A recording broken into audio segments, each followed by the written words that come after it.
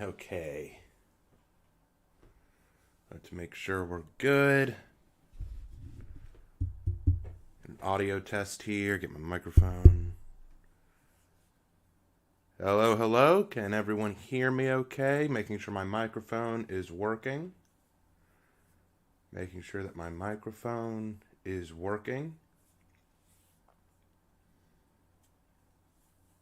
Can I get a response in chat to make sure? Otherwise, I'm gonna have to pull it up on my phone, and that's not as fun.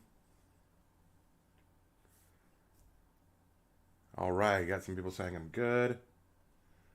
Awesome, excellent. But then everything will really be tossed in the fan when the stream starts. Then we'll need to play that whole game of making sure our audios are working properly. Let's see. Also, any news on the Yorm rework? I haven't heard anything about that. We need a new Vanguard for the Samurai? No, we don't.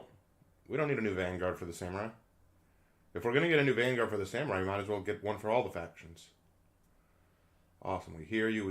Hey, Raven, I am here. Cool. Birdman is best man. I don't know who Birdman is, but okay. Oh, you mean me? Oh, Raven Man, because the bird Raven. I gotcha. I sometimes forget. All right, awesome. Well, people are starting to trickle in. Glad to have you here today. Let me finish getting all this set up.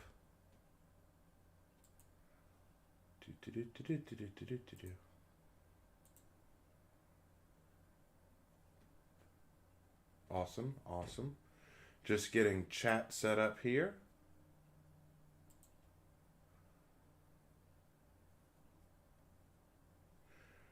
Okay, excellent.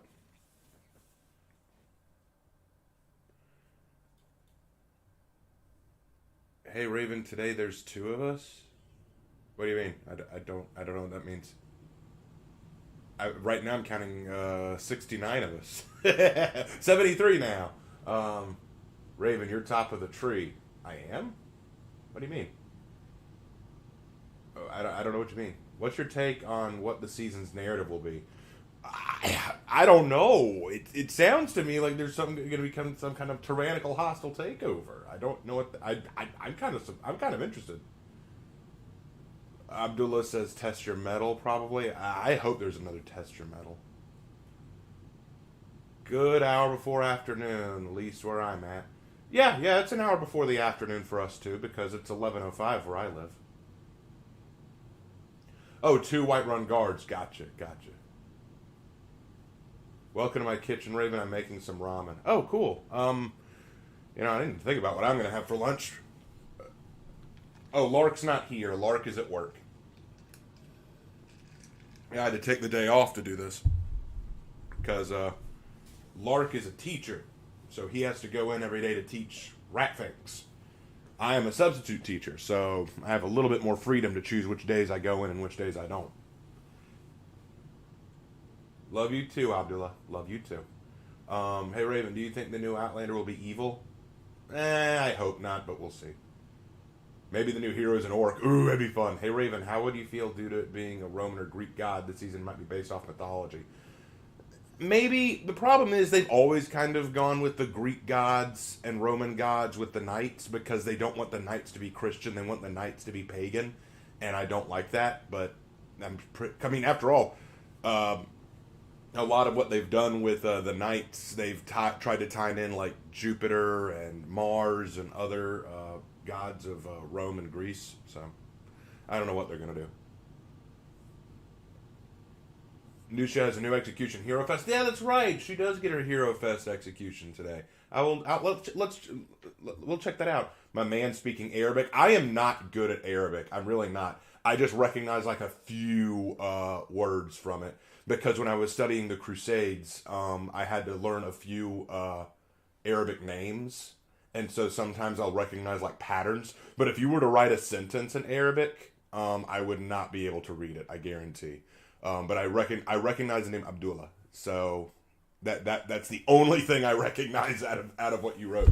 I recognize Abdullah. I can't tell what the rest says, so that gives you an idea. I feel like non-Christian knights are an attempt to not offend both sides. Maybe so, but I also think that's disingenuous when we have clearly Norse pagan Vikings, clearly Japanese folklore with the samurai and stuff like that. I'm kind of like, come on, just do it, you know? Any idea what the unique throwback event is about? I don't know. I'm hoping it's going to be Test Your Metal. That's what I'm hoping. And not to be mean, but Raven, how did you move so quick to your chair? I asked because you asked the same thing to JC. What? What are you talking? Oh. Well, with JC, it was because he's a big boy, and it did a jump cut to him in his chair, and I was like, "Whoa, how'd you do that?" With me, you can't even see me. I was in my chair when we started. I'm not fat. I am not fat. I've actually been working out a lot lately. I'm kind of sore. Um, because my goal is before April, before the end of April. Yeah, let's say for the end of April, I want to lose 20 pounds. So that is my goal for the end of April. I want to lose 20 pounds. So that's my goal. Raven, how do you feel after knowing that Zanhu was originally going to use a Xian? They were originally going to give him a Xian sword? Oh, come on. Am I going to bully JC today? Okay, you know what? It's fun to tease JC, but I don't want to right now because here's the thing. Um, it's too easy. That's the thing. It's too easy. It's the low hanging fruit. It's like saying like, haha, he a big boy.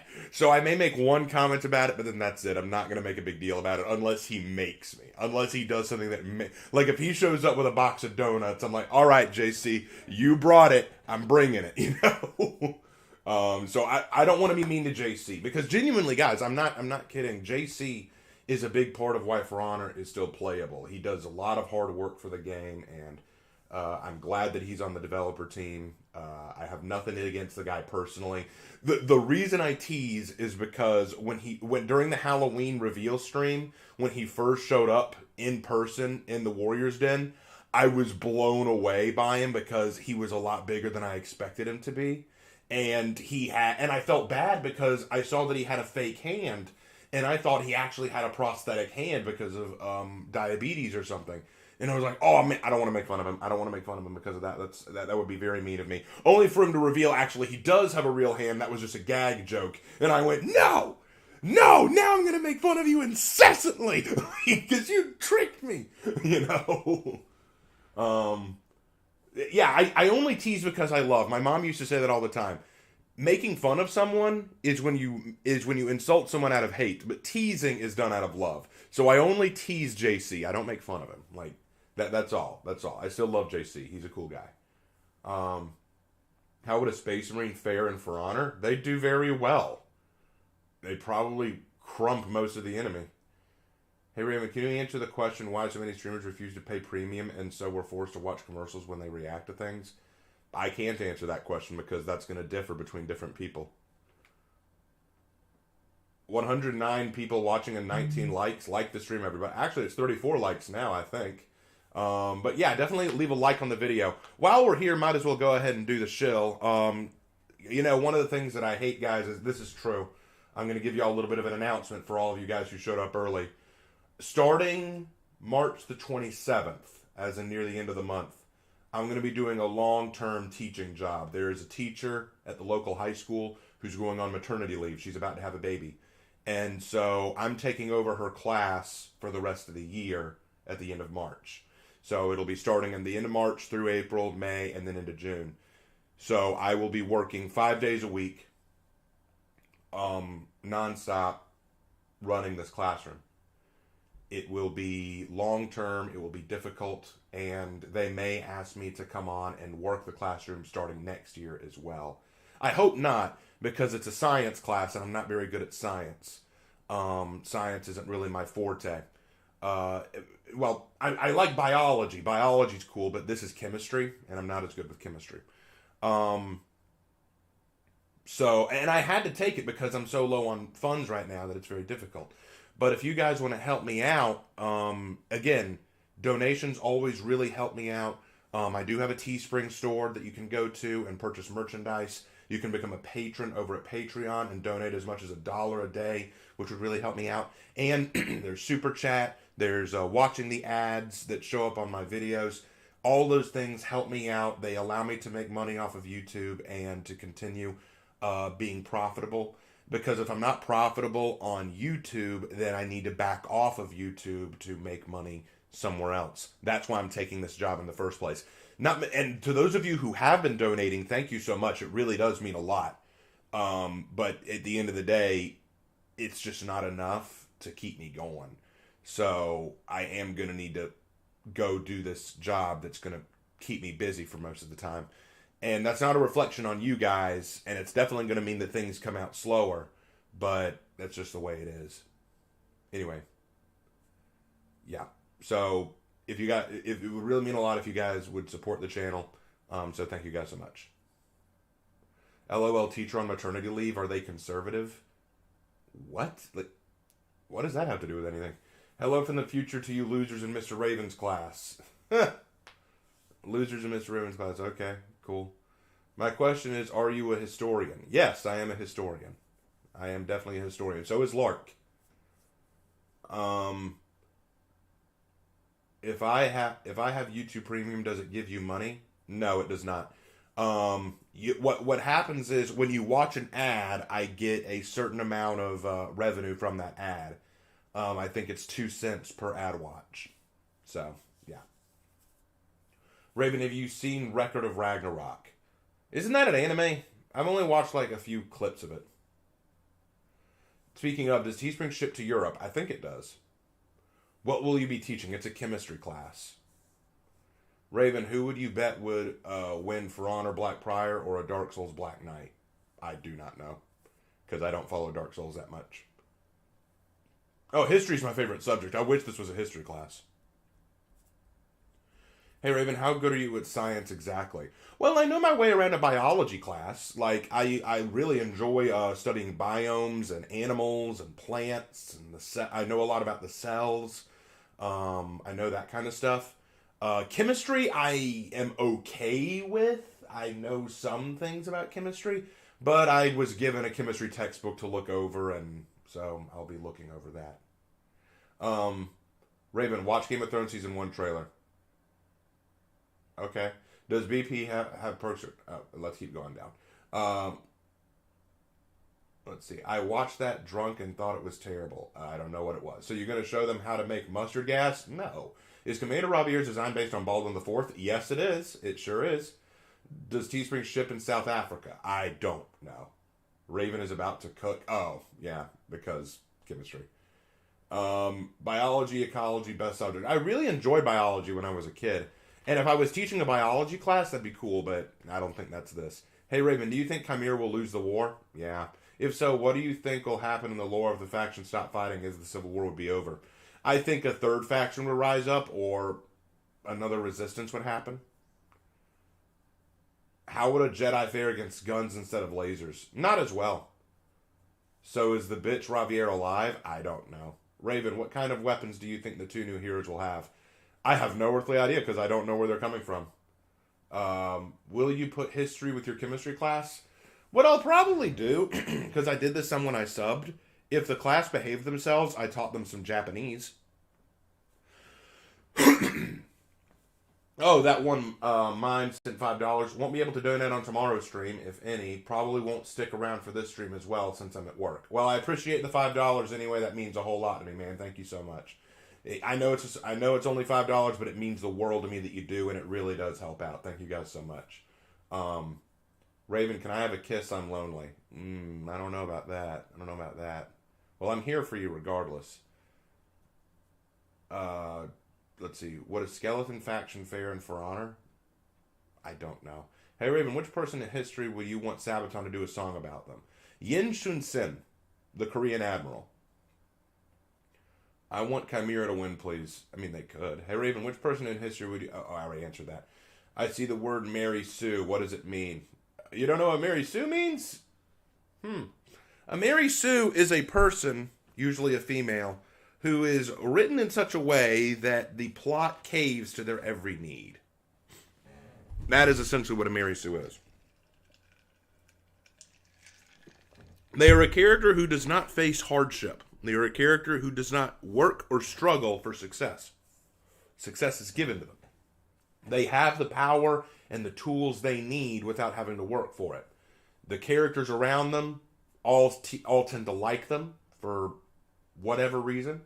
They bow and scrape at their feet, and those who do not like them are usually perceived as wrong, stupid, or villainous. The villains are obsessed with them to the point that they'll even jeopardize their whole plan just to go after the Mary Sue. And heroes who have more experience than the Mary Sue will often look to the Mary Sue as like, wow, you sure surpassed us. You're just so much better than us. Mary Sues usually gain power without needing to earn it. Like, for example, they're just the chosen ones. They just automatically get it somehow. So Mary Sues have become very popular in the common lexicon.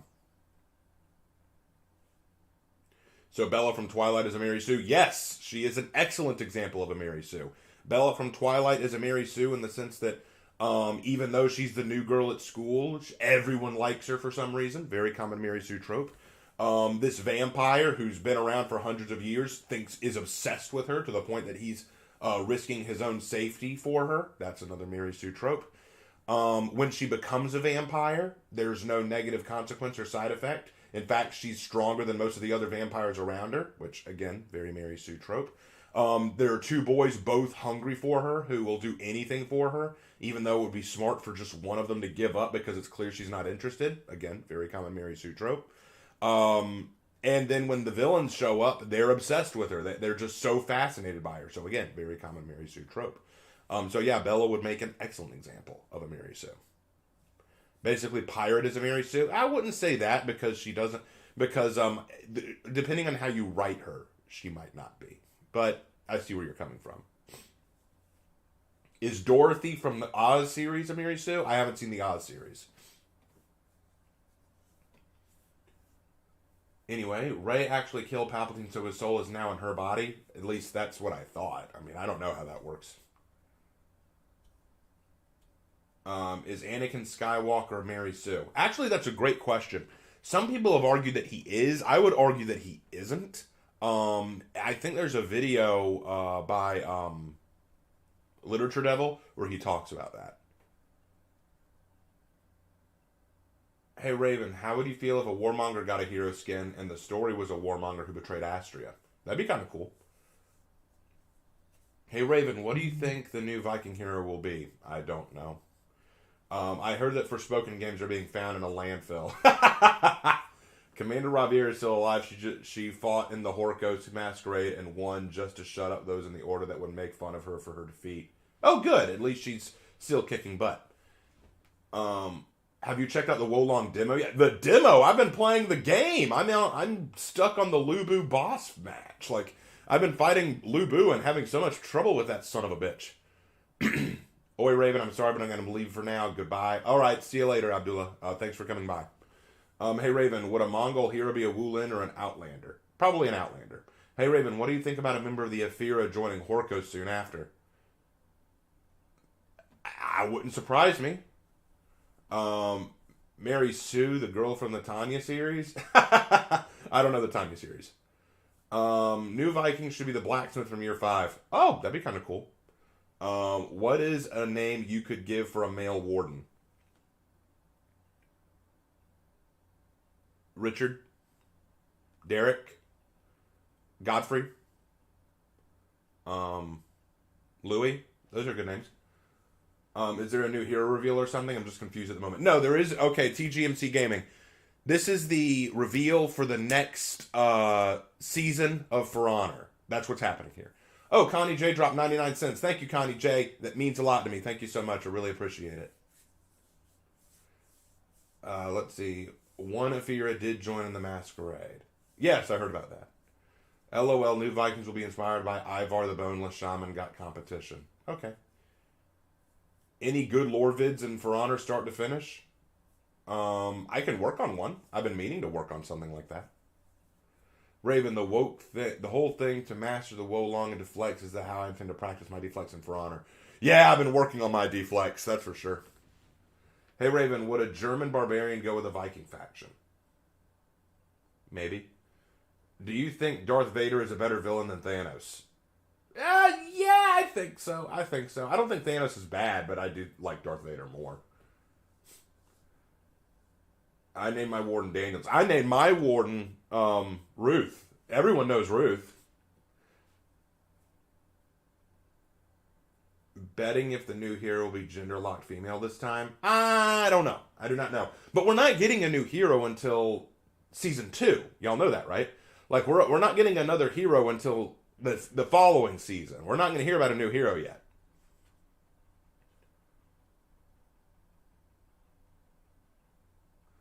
Let's see. If we get an Aztec, probably going to buff Medjay because I really think it's going to be a male. Okay. How can I learn more about the For Honor lore? I want to make some characters based on it. You can watch my videos. I sometimes talk about it. Anyway, my warden is basically just Joan of Arc. Yeah, I hear you. Should For Honor go free to play? Nah. Hey, everyone, what's your favorite character from For Honor? I always get asked that. It's probably going to change each time I answer, too. Warden. They said new hero is going to be male. They're going female, then male, then female again. Maybe so. Do you think with the buildup of available media, it's more difficult and important to be original, or is it okay to draw from and mutate existing tropes and settings? I don't think it's a bad idea to take from existing things. That's not a bad thing per se. But I think if all you're doing is copy and pasting, then that can be a problem. Hey Raven, what do you think of the YouTuber Yarn Hub? I don't know who that is. Maria's better than Ruth. I prefer Ruth. I love your stories. I can't wait to see the one on Kensei. Yep, I'm working on that. Should be out hopefully later this month. Let's see. How can I learn about For Honor lore? Stay right where you are. I appreciate that. Yo, wait, a Spartan here would be fur. Should they add native or Indian indigenous warriors? I mean, they could. Wouldn't bother me.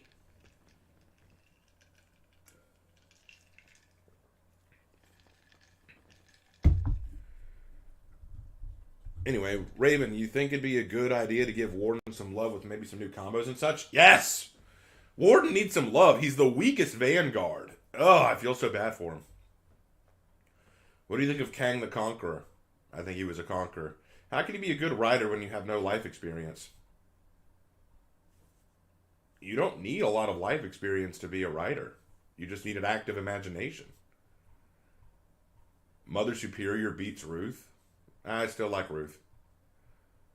Hey Raven, if they will make an Aztec hero, should him have a McQueedle, or maybe should they go for something more unexpected?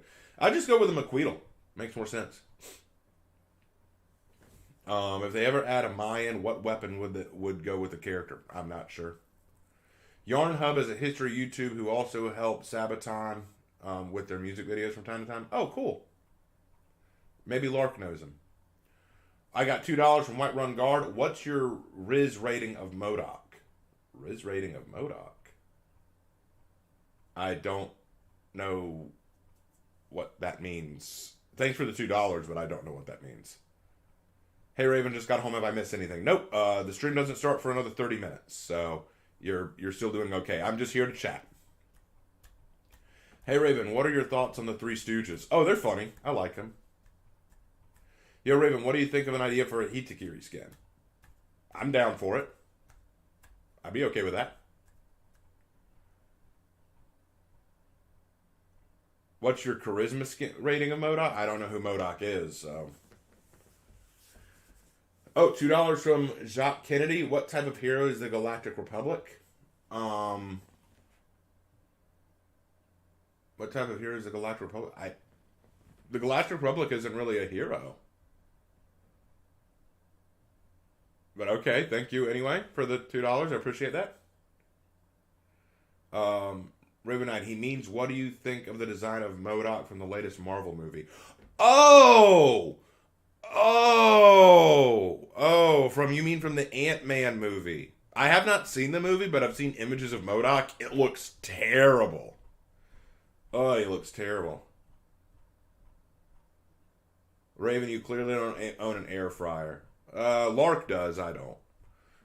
When I look at Astrid, I always say this woman learned under Apollyon, wanted to carry her legacy, but decided to take Apollon's teachings and toss them in the trash just for her own vision. Yep, I can agree with that.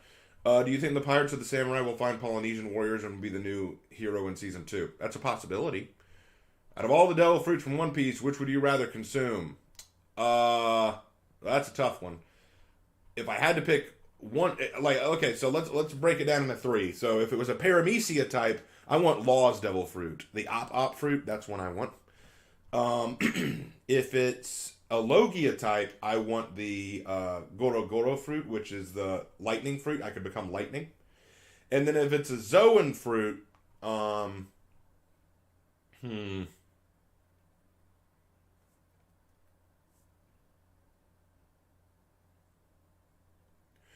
if it's a Zoan type devil fruit, and not a mythical or prehistoric one, because that's kind of cheating in my opinion, I'd go with the Neko Neko no Mi model Tora, which is cat fruit model tiger, because that'd be sick. I always like tigers; they're cool.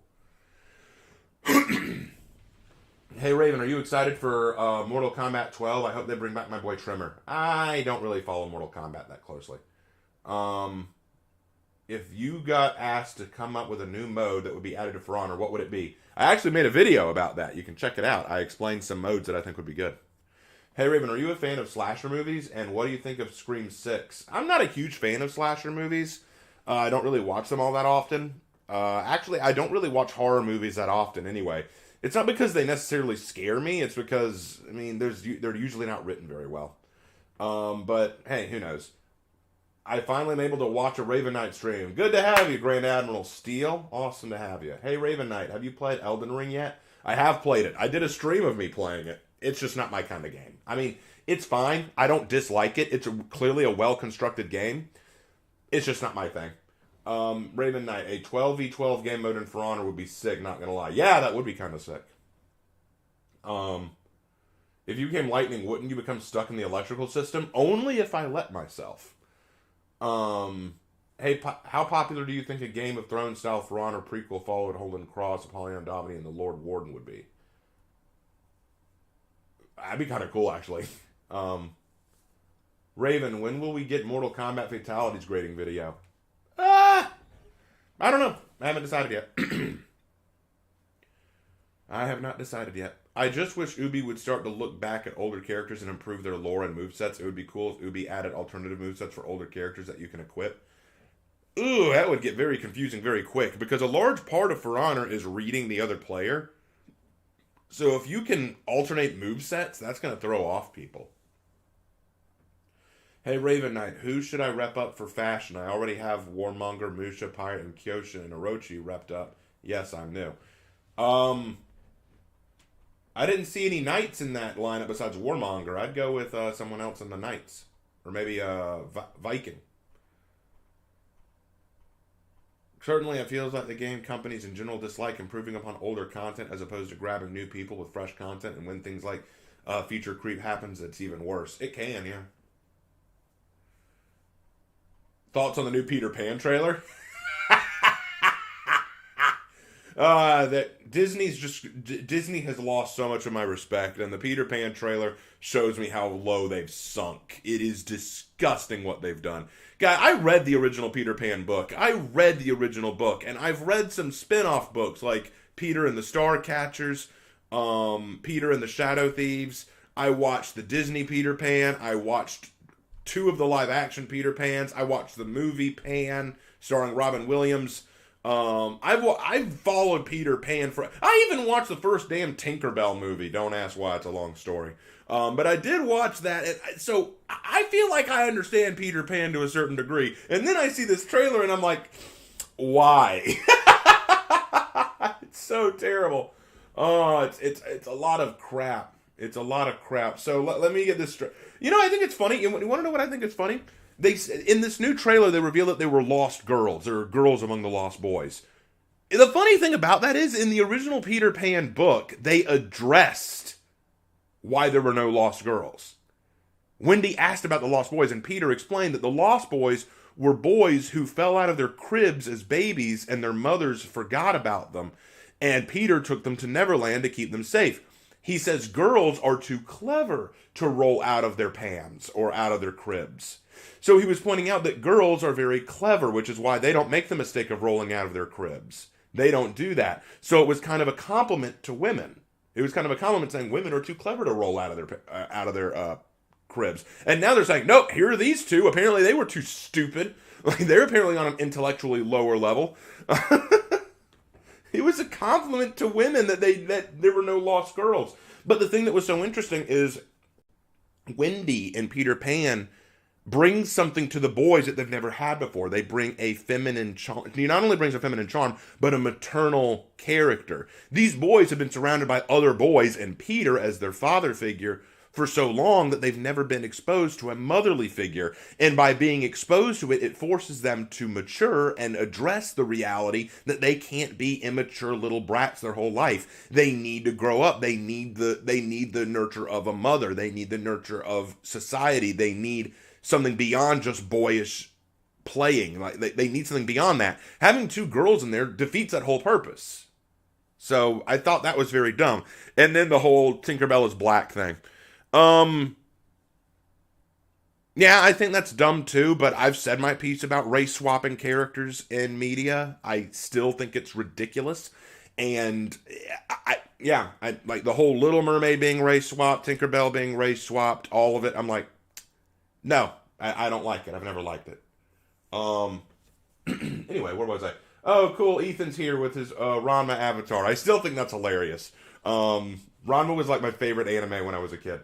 Anyway, what do you think the new upcoming end of the year Viking hero will be, by the way? I don't know. I do not know. Kisame, I like sharks. Kisame Hoshigaki from the Akatsuki. I mean, he was definitely a shark guy. If you had a legion of any warriors from history, would you lead a crusade on Disney? Possibly. Raven, what do you think of Beowulf as the new Viking hero? That'd be sick. Hey, Raven, do you think Ender from Ender's Game is a Mary Sue? That's actually a good question. Is Ender a Mary Sue? Yeah, kinda. Yeah, he does check off a lot of the boxes. I definitely didn't like him. Very much. Anyway, where was I? Sorry, error. I mean, the characters of the Galactic Republic and what the downfall of the Republican clone army Jedi. I'll need to read the rest of that to get better understanding. Hey Raven, I know it's a weird question to ask, but is there a chance to send you fashion you could use for your Heath Moore against Orc series, or do you only use your designs? If you want to send me something in Discord, I'll take a look at it. I just can't promise anything. I'm annoyed what they did with April O'Neil. It shows they hate redheads. Oh yeah, I heard about that too. A new Teenage Mutant Ninja Turtle movie or something, and they made April black and fat. Oh my gosh. It's ridiculous. Why do they want to kill redheads? Why do they hate redheads? They keep doing this to my redhead chicks. They did it to Jimmy Olsen too. They've done it to Jimmy Olsen. They've done it to Ariel. They're doing it to April O'Neil. Next you're going to do it to Jessica Rabbit. Please don't touch Jessica Rabbit. Yeah, the whole race swapping classic characters is getting out of hand. It is. It is. I hate it. I hate it so much. So when is the live stream starting? They start in less than 30 minutes. Well, actually, technically, they're going to start in less than 20. Because what's going to happen is they're going to start their stream at 11:50, but then we have to wait 10 minutes for them to actually come in. Hey, Raven, what do you think of chainsaws and For Honor? I don't like the idea, personally. I'm planning on marathoning Ranma after having marathon Urusei Yatsura's. Screw it, I'm binging on Rumiko Takahashi Works.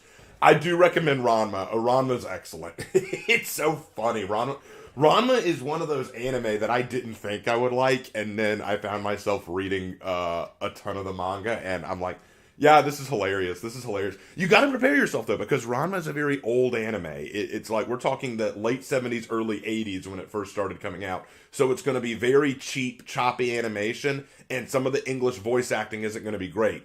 But it is a funny scenario. Ranma is one of these characters who I'm like, dude, I do not envy you one bit. Your life is shit. Oh no, but Ranma's female form has red hair. They're gonna make him black. Ah!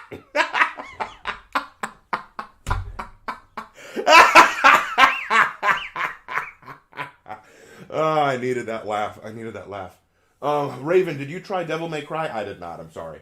Warhammer Fantasy or Warhammer 40k? Oh, that's such a good question, Sushi. Oh, that's such a good question. Okay. So I think Warhammer Fantasy is a little better than Warhammer 40k, but I'll explain why. 40k is so big and so expansive that it provides far more in terms of what you can offer or what you can propose. But I also think that it gets lost up its own butt sometimes. Meanwhile, fantasy, I feel, is a bit more compact, and I feel like it restricts itself enough that like, I remember this guy on YouTube doing an interesting point. If you have a battle between the Imperium of Man and, say, the Orcs for a world, and the Imperium of Man loses, in the grand scheme of things, it's not a huge deal, because the galaxy is so huge, losing one planet doesn't really matter when the Imperium is just going to take another planet somewhere else.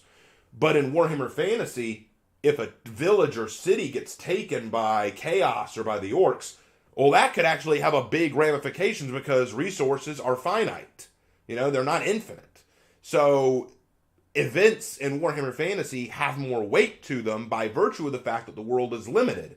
Whereas with 40k, because the world is so huge and expansive, losing a planet isn't always a big deal. So that's why I say that. But I like 40k for a lot of its memes, and I think I enjoy the Primarch system in Space Marines more than anything. But if I were actually talking about which one can be better written, I'd have to go with Fantasy. Ravenite, I watched Urusei Yatsura and Iconic 80s anime. I'll be good, and I'll watch it in Japanese. No offense, because I had to watch Urusei in Japanese. Yeah, go for it. Like, you'll like it either way. I think it's very entertaining regardless. Besides, if you watch it in Japanese, you probably won't have to deal with Ranma's whiny voice as a guy, because Ranma's male voice can be a little whiny sometimes. Hey Raven, will you add a space in your Discord for people to post their stories? Yes, I will add something like that. Hey Raven, have you ever heard of a movie called Where Hands Touch? No. It's a real dumb movie about where a black girl is dating a Nazi youth in Nazi Germany. What? Interesting idea. I've never heard of it. What's your favorite Naruto character and why mine's Madara for his ruthless and cunning? My favorite Naruto character... God, it's been a long time since I watched Naruto. Either Hinata Hyuga or Rock Lee. Those are the two. Raven, hello. Thoughts. I think the Knight Hero skin may be Peacekeeper, Swords of Injustice, Justice, Peacekeeper, Peace, Justice. What do you think? Hey, that's a thought. Maybe. I see where you're coming from on that. Didn't they have the Astartes in Fantasy? We don't talk about Age of Sigmar. We just pretend that doesn't exist. Never been a fan of Warhammer 40k because I'm not a fan of Grimdark. That's fair. Everything's going by.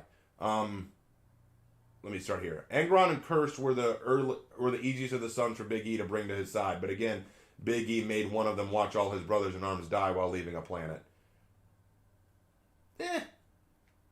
That's Angron for you, though. Ravenite, what do you think about a science fiction of the Kingdom Empire discovering For Honor world in their territory? The Klingon Empire. No, leave the Klingon out of it. Leave the Klingon out of it. All the Klingons look like they had a truck roll over their heads.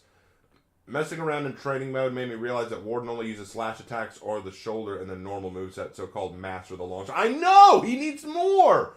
Ugh. Anyway, I wonder what the hero skin is going to be. It has to be pirate. Can't be anything other. I don't know. I really don't. What's more likely, Warmonger or Lawbringer skin? Probably Warmonger. Hey Raven, probably late, but what's your opinion on Kyoshin as a whole? Design-wise and lore-wise, I think they're cool.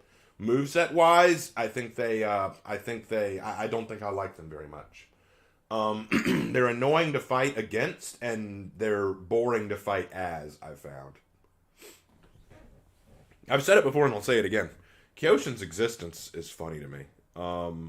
Because Kyoshin is, look, I get it. Kyoshin isn't just a light spammer, but their feats and their abilities encourage light spamming. And so, unless you're good at countering light spam, which some people are, Kyoshin is a pain in the butt to fight.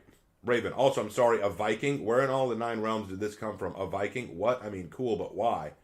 You mean the new hero? I don't know. Sad mortem.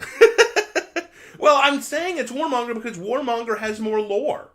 And since all of the hero skins seem to have some lore behind them, I think it makes more sense that they'd want to push a character that they can get a lot of lore out of. Who would win, Twin Lannister or Apollyon? Who's Twin Lannister? Oh, Lannister. You mean from Game of Thrones? I haven't watched or read Game of Thrones. Hey, Raven, how many decades until our get to space colonization, and can we travel to other planets and moon? What? I don't know how many decades we got till that. Opinions on a glaive-wielding hero? You forgot all about Zhang Jun? Zhang Jun's a glaive-wielding hero. Hello there, I am watching you while I'm working on my cosplay. Sweet. Sweet. I don't mind the new art style and a personality of the new TMNT, but the second I saw April's new look, it's going to be one of those movies. Oh yeah, of course it is. Raven, would you like a Warden buff? Yes. $1.99 from Superfly Mice Guy. Have you looked into Zelda or Clonoa yet? I've looked into Zelda, not the K word. Oi, Raven Knight, do you think they should drop the whole new hero and hero skins content and focus on the OG heroes, giving them new armor and updates? They're already giving the heroes updates. I'd like them to get new armor, but I'd really like new maps! Hey, Raven, have you seen Chainsaw Man yet? No, I have not. Last question for me, but Raven Knight, have you ever played the Kingdom Under Fire Crusaders or Heroes? No, I'm afraid not. I'm sorry, but I have to say I think Griffin is Lawbringer's hero skin. I honestly think Lawbringer will be last because of Griffin. Probably. All right, well, we have about 5 minutes, so I'm going to go ahead and swap over here. We're going to open this up. There we go. All right. Yeah. Yeah, boy.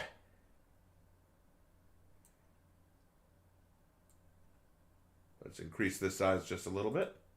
Good. Good. All right. I don't think Beowulf should be unarmed. It'll be a while since I've read the book, but I think he used a sword or something. Oh, he used a sword, but he's famous for his battle with Grendel for not using a weapon. He fought naked and barehanded. All right. Let's see. Hey, Raven, is that redo healer anime as bad as I've heard? It's pretty bad. I didn't like it.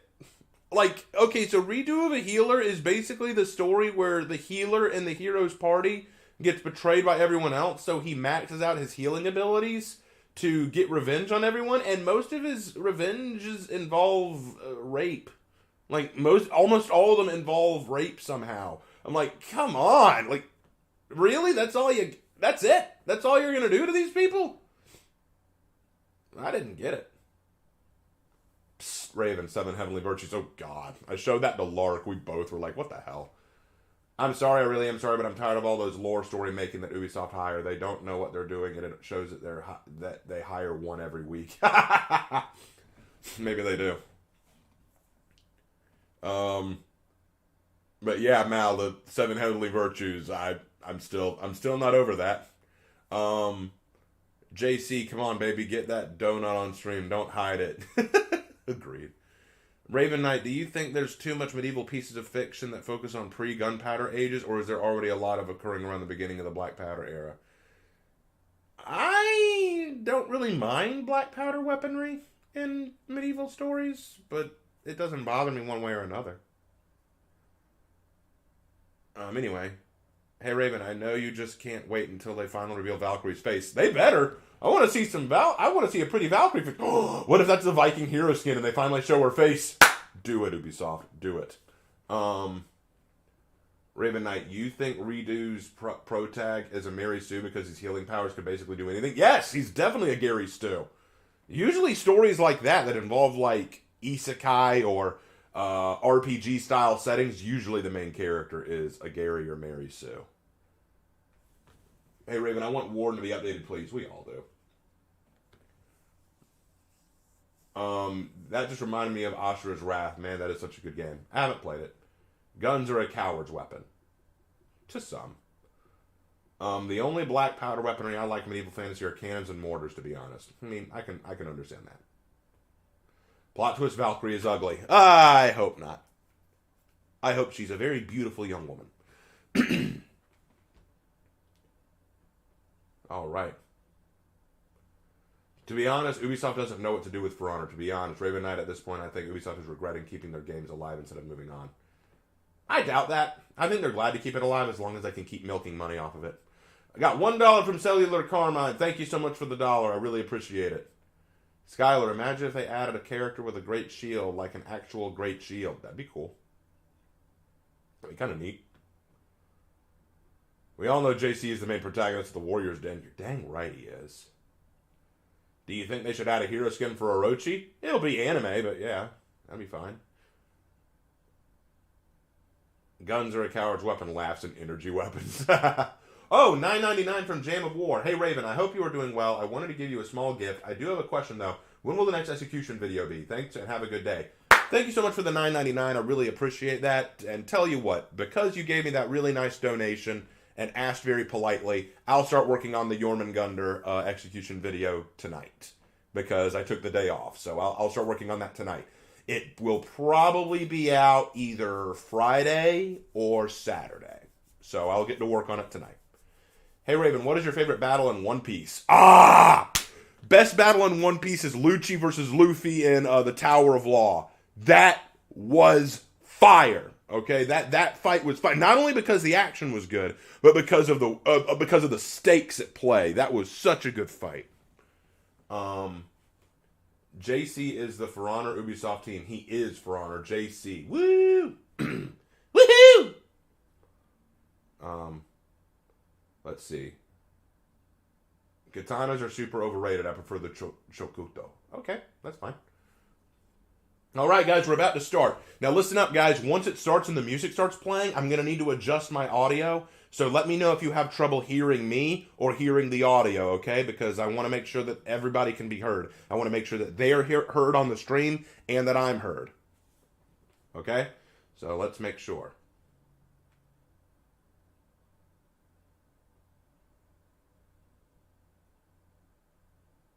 I like the Whitebeard versus Blackbeard fight. It was okay, but it was short.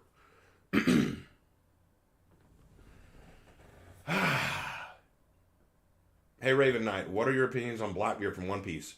Awful. I don't like him. I don't like him. He annoys me. He's a very annoying person.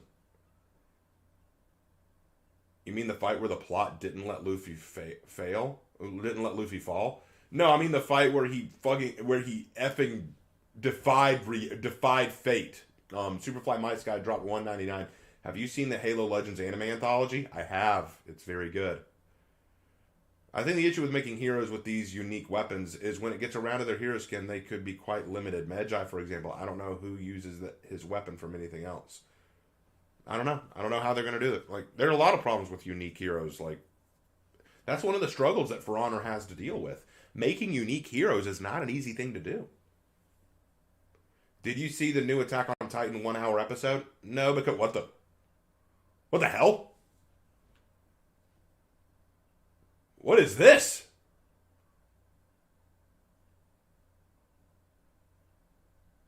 What the?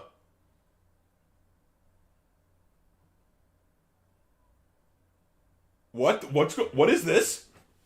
What is this? Hold on, I'm gonna go ahead and switch to full screen.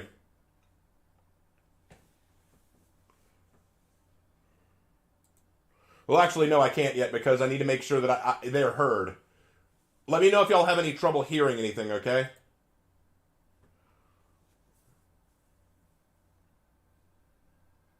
Can y'all hear it? Can y'all hear me? Because I can hear it. No audio?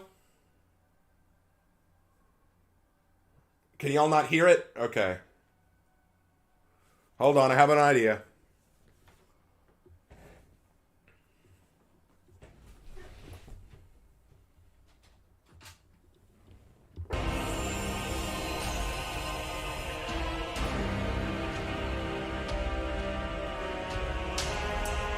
Let me know if you can hear it now.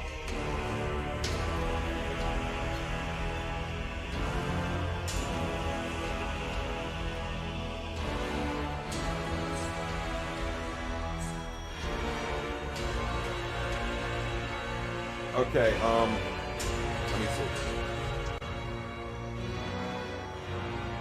The desktop audio is working.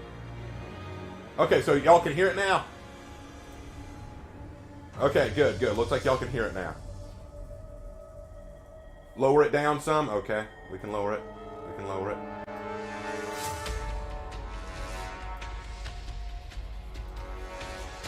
What is all this, though?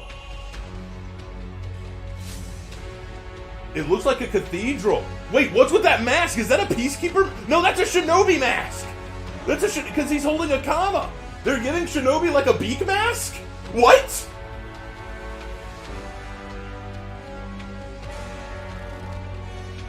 It's too loud? Okay, I'll lower it.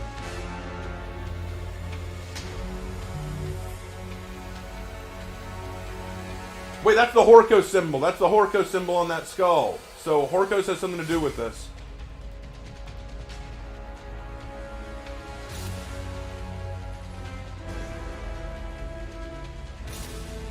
I am so confused.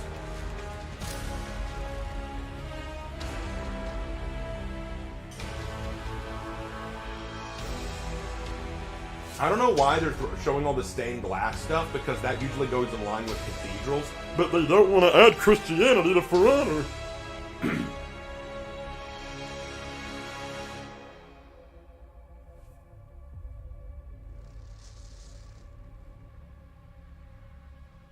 Here's the thing. I really want them to just nut up and give something to... I really want them to just give something to Christianity in this. I want them to at least acknowledge that Christianity at least was a thing. But I'm wondering if they'll even do that. I'm just tired of like them just not even acknowledging it.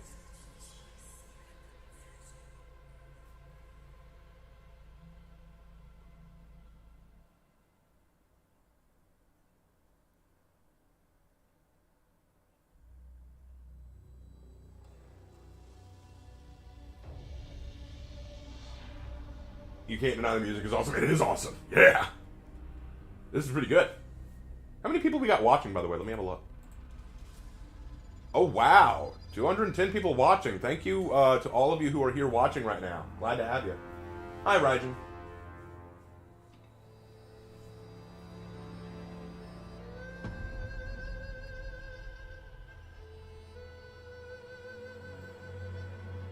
So basically, it looks like we're inside of a cathedral. A Horkos cathedral, and skulls are everywhere. So I'm getting a sensation of sacrifice, like some kind of big sacrifice is being made. And yeah, that's definitely a beak mask on that shinobi. That is definitely a beak mask.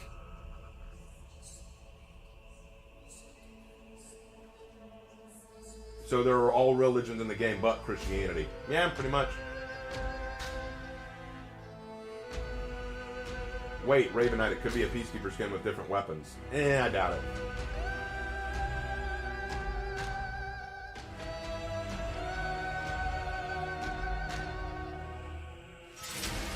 We're in Korn's church. Yeah, it kind of looks like it, doesn't it?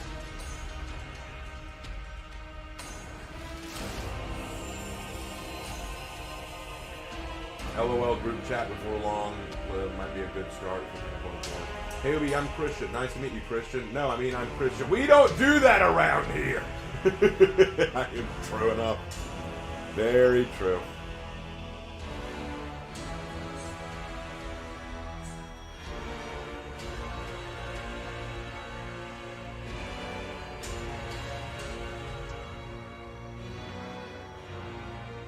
Is the Dead by Daylight Night Killer there? No, I don't know. I doubt it. I'm getting Plague vibes. The skulls and the Shino Plague Doctor mask are all way too obvious. The season will be focused around some kind of pandemic. Or maybe, it's very possible. Or it could be focused around sacrifice. Like, sacrificing people or citizens. That could be it. Raven, the stained glass tells the prophecy. Oh, it tells of a prophecy.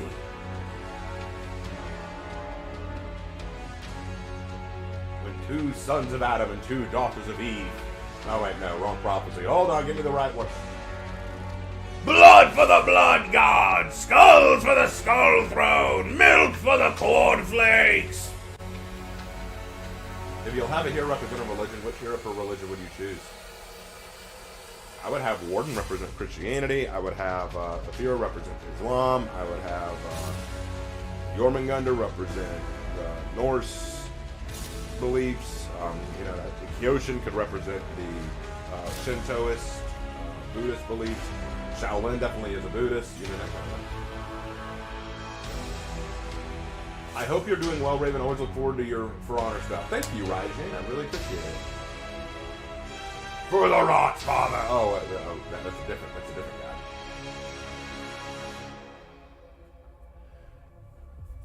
Anyway, embrace the gifts of Rot Father Nurdle. Nurdle is a very generous guy.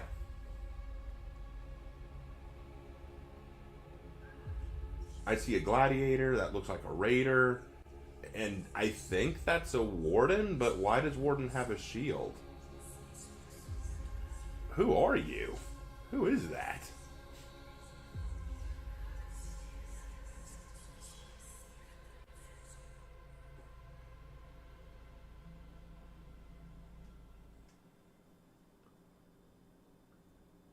Anyway, well, I'm impressed so far.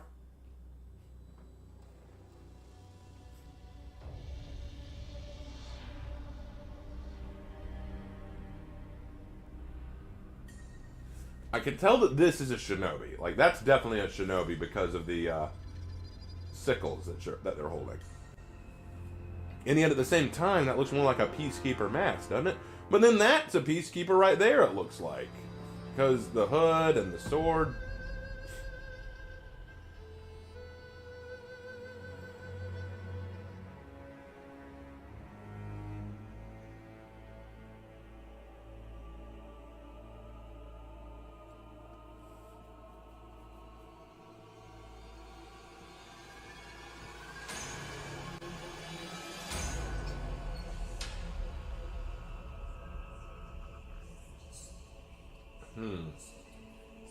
Well, we got 46 seconds, guys. Again, guys, once the stream starts, let me know if there's any audio issues so that you can hear me and hear them, okay? I want to make sure that we get that right. Once the audio's set, I'll do it at full screen, okay?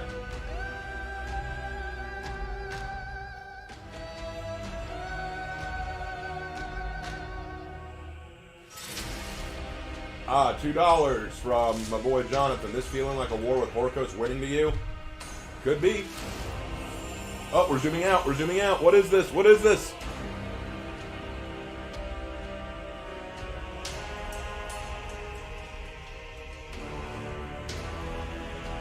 Heresy. Oh, the season's called Heresy? You can't be serious. The memes. The memes will flow. The memes must flow. Heresy. Heresy. Oh, I'm going to do a whole video on this. Yes. The season's freaking called Heresy. It's too perfect.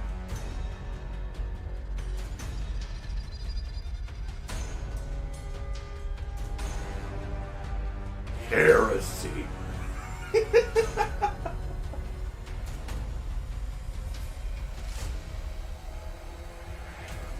Oh, and it's live. It's not even pre-recorded. This is a live stream. Sweet. Hello, Warriors! Hey! Welcome back to the Warriors Den for the year 7.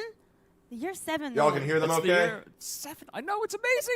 Crazy! I'm so excited. So we're live again here, Ubisoft Montreal. Yep. New couch, new year.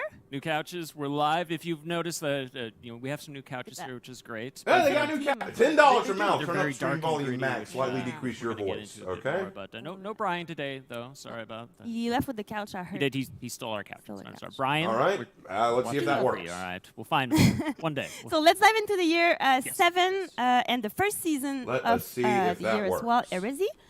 Starting next week, March 16. Remember this date. We're going to repeat that date a lot during the show. You might hear it a few times. March 16. So, yeah. So just put it in the calendar right now. It's just going to be done. Yeah. That's it. You don't have to remember it after. All right. 1 week big countdown. Another reminder Everyone for says that it's everybody good. out there. Everyone's good with the if you're sound right now. You living can on a hear them. rock, You you can don't hear know me. what you're doing with the Twitch and the UB Connect account. You got to link your Twitch account to your UB Connect account, because just by watching us today throughout the stream, every 30 minutes you're going to unlock a scavenger crate, which is super useful. Yes. And we'll get into a little bit of that later on. But you'll also be entered into a chance to Good for win y'all. a bigger grand prize of either 100K Got one thing, steel, put it back which the is way a it lot was. of That's a lot of steel. You steel. can buy a lot of stuff with that, Uh-huh. or the new hero skin, which Ooh. we're gonna show off a little bit later too. Yeah. Trust me, this is a good one. It's a heavy-duty show, I think. Is Yeah. we have anyone a lot else of wanting content me to to show you fix guys. the But before audio? starting, I think we should watch the trailer. We gotta watch it. If you haven't watched it, let's just watch it all together and enjoy it. So, there you We'll go, go. Max. All right, let's go ahead and Stick around. switch to full screen. Fire burns, but the smoke never clears. The blade cleaves, but never sheathes. Yet, the seeds of war ever quicken. I did a whole video on that. Atrocity befouls Heathmore. Beliefs shall be tested. The old order shaken. Virtue shackled. And honor's battle cry silenced. So, it falls to you. Balance the scales. Take up your weapon and fight the sword of injustice. That's cool. It's a cool trailer. And that's the roadmap.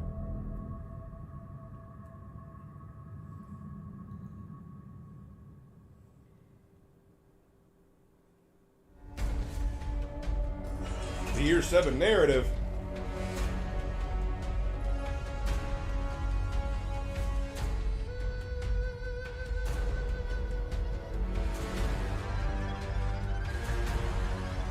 All right, let's see what they've got. What's the narrative? I'm going to judge this narrative. I'm going to be very harsh with this narrative. What an amazing trailer. So that was the narrative trailer for the Year 7. Mind-blowing. Welcome, guys. I have some new people with me, but we have Andre. He's going to talk about the narrative, so welcome. And we have new faces with us. Jesse, Hi, everyone. MPO. Welcome on the Warriors Den. Thank you. for having us. Jesse, I think you came on the Warriors Den a few years back, right? 4 years ago. 4 years ago. Times fly. Yeah. He's the Glad Helix to be back. creative director. So you guys Sweet. made the trailer. You part of Helix. Can you tell the people if they don't know what Helix is? Yes, Helix is a division of Ubisoft, so we're part of Ubisoft, and we specialize in creating most of the trailers, cinematic that you see in our games, and we've been involved since day one on many of the trailers of For Honor. Let's watch a trailer that you guys made for Year 7, like some of them. Let's watch some highlight and a montage. So let's roll this, Max. By doing the unthinkable, So basically, ventured Helix are the out guys that work on the where no trailers. one had ever dared. Yet in its wake, darkness spreads. But what comes back, it isn't them. Only fools don't fear the dark. Heathmore suffers, and I am the only one who can stop it. Victory is in our grasp. Too long have we stood aside. Now, at last, we enter the fray. That's amazing. It brings so much memory just to look at them. Totally. I love that. So let's dive into the narrative team of the Year 7. All right. Andre, please Here we go. enlighten us. They're Tell gonna us talk what narrative happened now. between Year 6 and where are we right now? Absolutely. So Year 7 is the year of injustice. What we're going to be doing this year that's super cool is tying each season to a specific injustice. Oh, okay. Just like how in Year 6 we tied each season to a specific relic. Oh, and they're talking about the relics. Do you guys remember the 4 relics? Pop quiz right now. Right in the now? Chat. We're going to Oh, wait. you want to know what Yeah, the we're relics just were? gonna There wait was until the everybody there was the writes all the chalice that was relics. based on the Holy Yeah. Grail. Yes, there you can. was the, Yeah. there was the So spear if you bracelet, write there all was the right answer, we're gonna win a Momono prize? dagger, Yes. and there Any other prize? was the Huge prize. You win absolutely nothing. What was it called? The thematic of the sphere- season. the They win our celestial undying sphere. respect. Boom! I know So them all. absolutely nothing.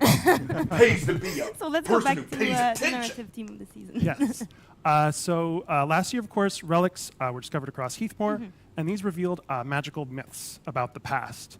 And these myths, they were shocking to our various factions because they ran counter to everything that they believed their true history to be. And so when you add in the arrival of the Outlanders, that's a lot of change in Heathmore. And so when it came time to developing the narrative of the year, we asked ourselves, how would a society realistically respond to all this change? How do they react? The answer is not well. Okay. So just like our world, there'd be a lot of xenophobia, there's tension, strife, chaos. You have some groups that are inviting to the Outlanders, others want them to leave, and you have some who believe the myths of the relics and some who don't.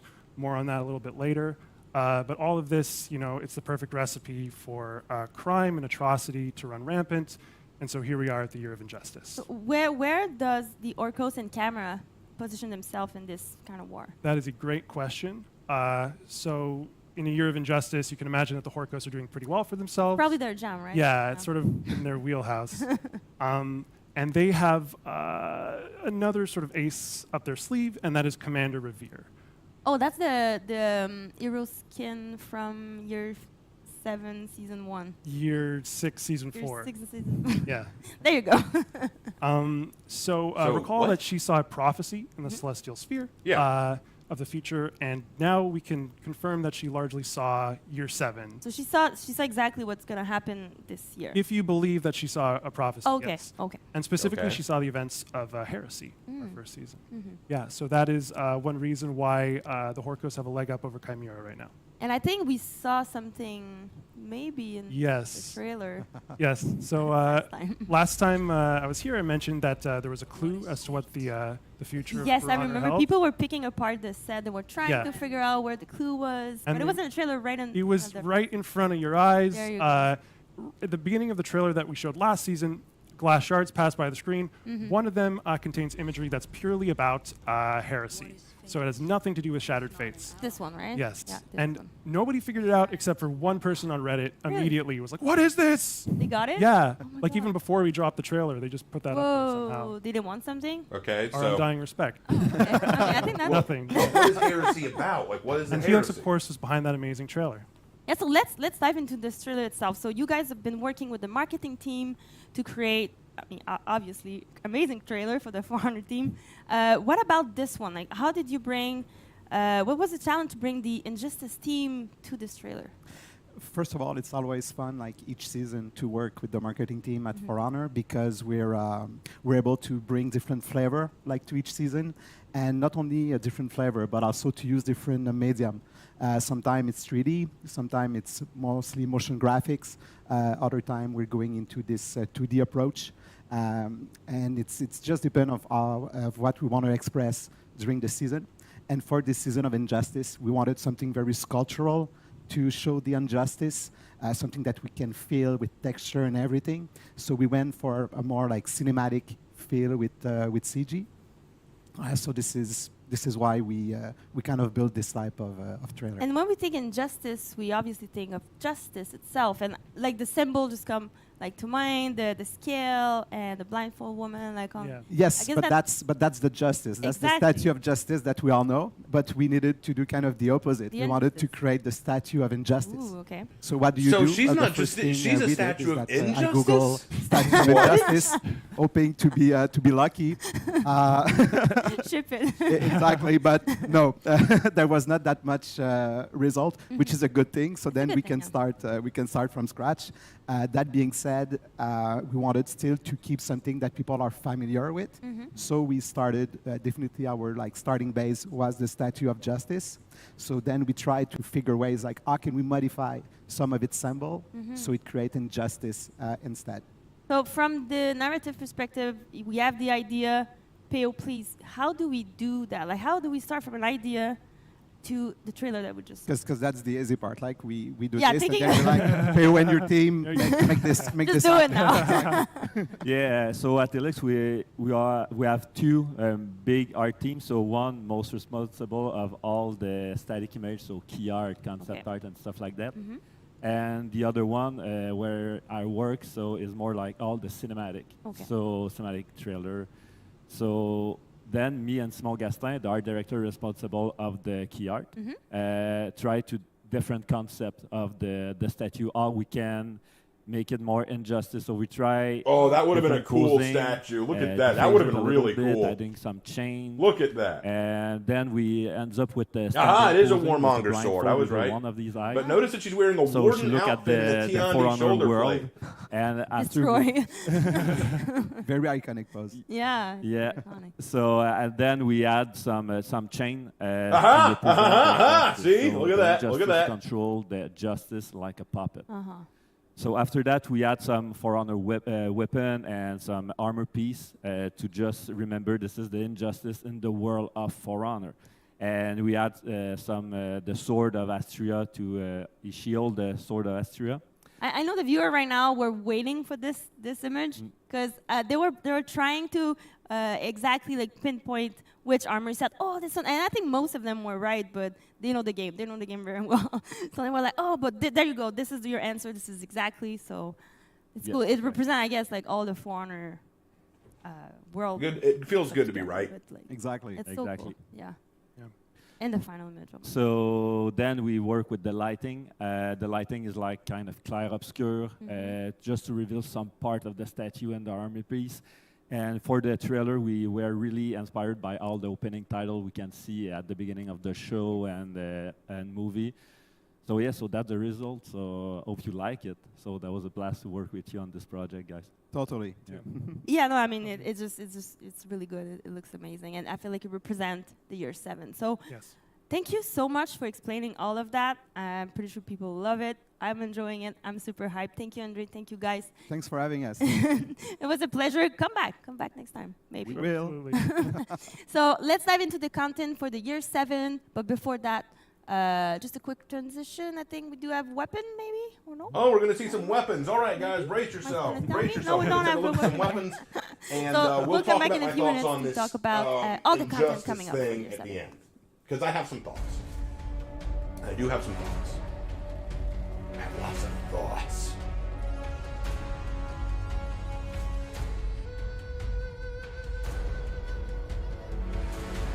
Wait, you're not going to show weapons?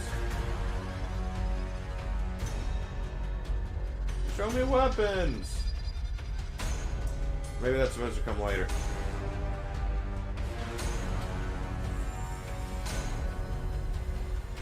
Maybe that comes later. Well, anyway, while we're waiting, I'll go ahead and tell you guys my initial thoughts. So the idea that they came up with for this year is that in the last year, they discovered secrets about Heathmore's past that no one knew with all the relics. And so with all the Outlanders showing up and all these different relics of the past, the Heathmore warriors are out of balance. They don't know how to feel. They're questioning a lot of what they've been taught, questioning a lot of where they've come from and stuff like that.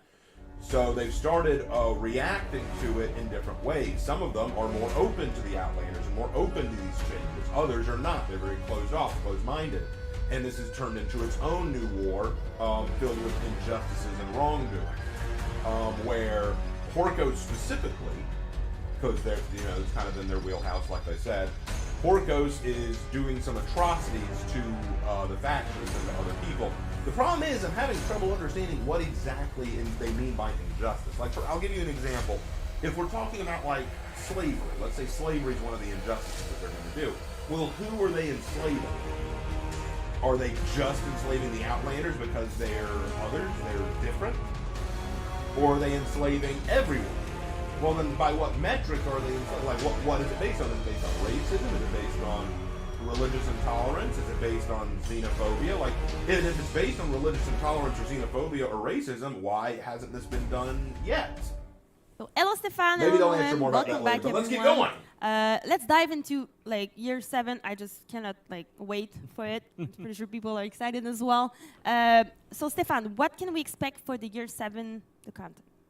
Content of year 7. Awesome. Thank you for having us here. As the previous segment talked all about, we're entering year 7, the Swords of Injustice. Super excited for this. What we've done is we've broken down each season into its own injustice. And each of the factions are going to have to deal with a particular injustice. Okay. So first up is going to be the Knights' problem to deal with one. Then season 2, the Outlanders are going to have one that focuses on them. Season 3, the Wulin will get a turn at dealing with an injustice.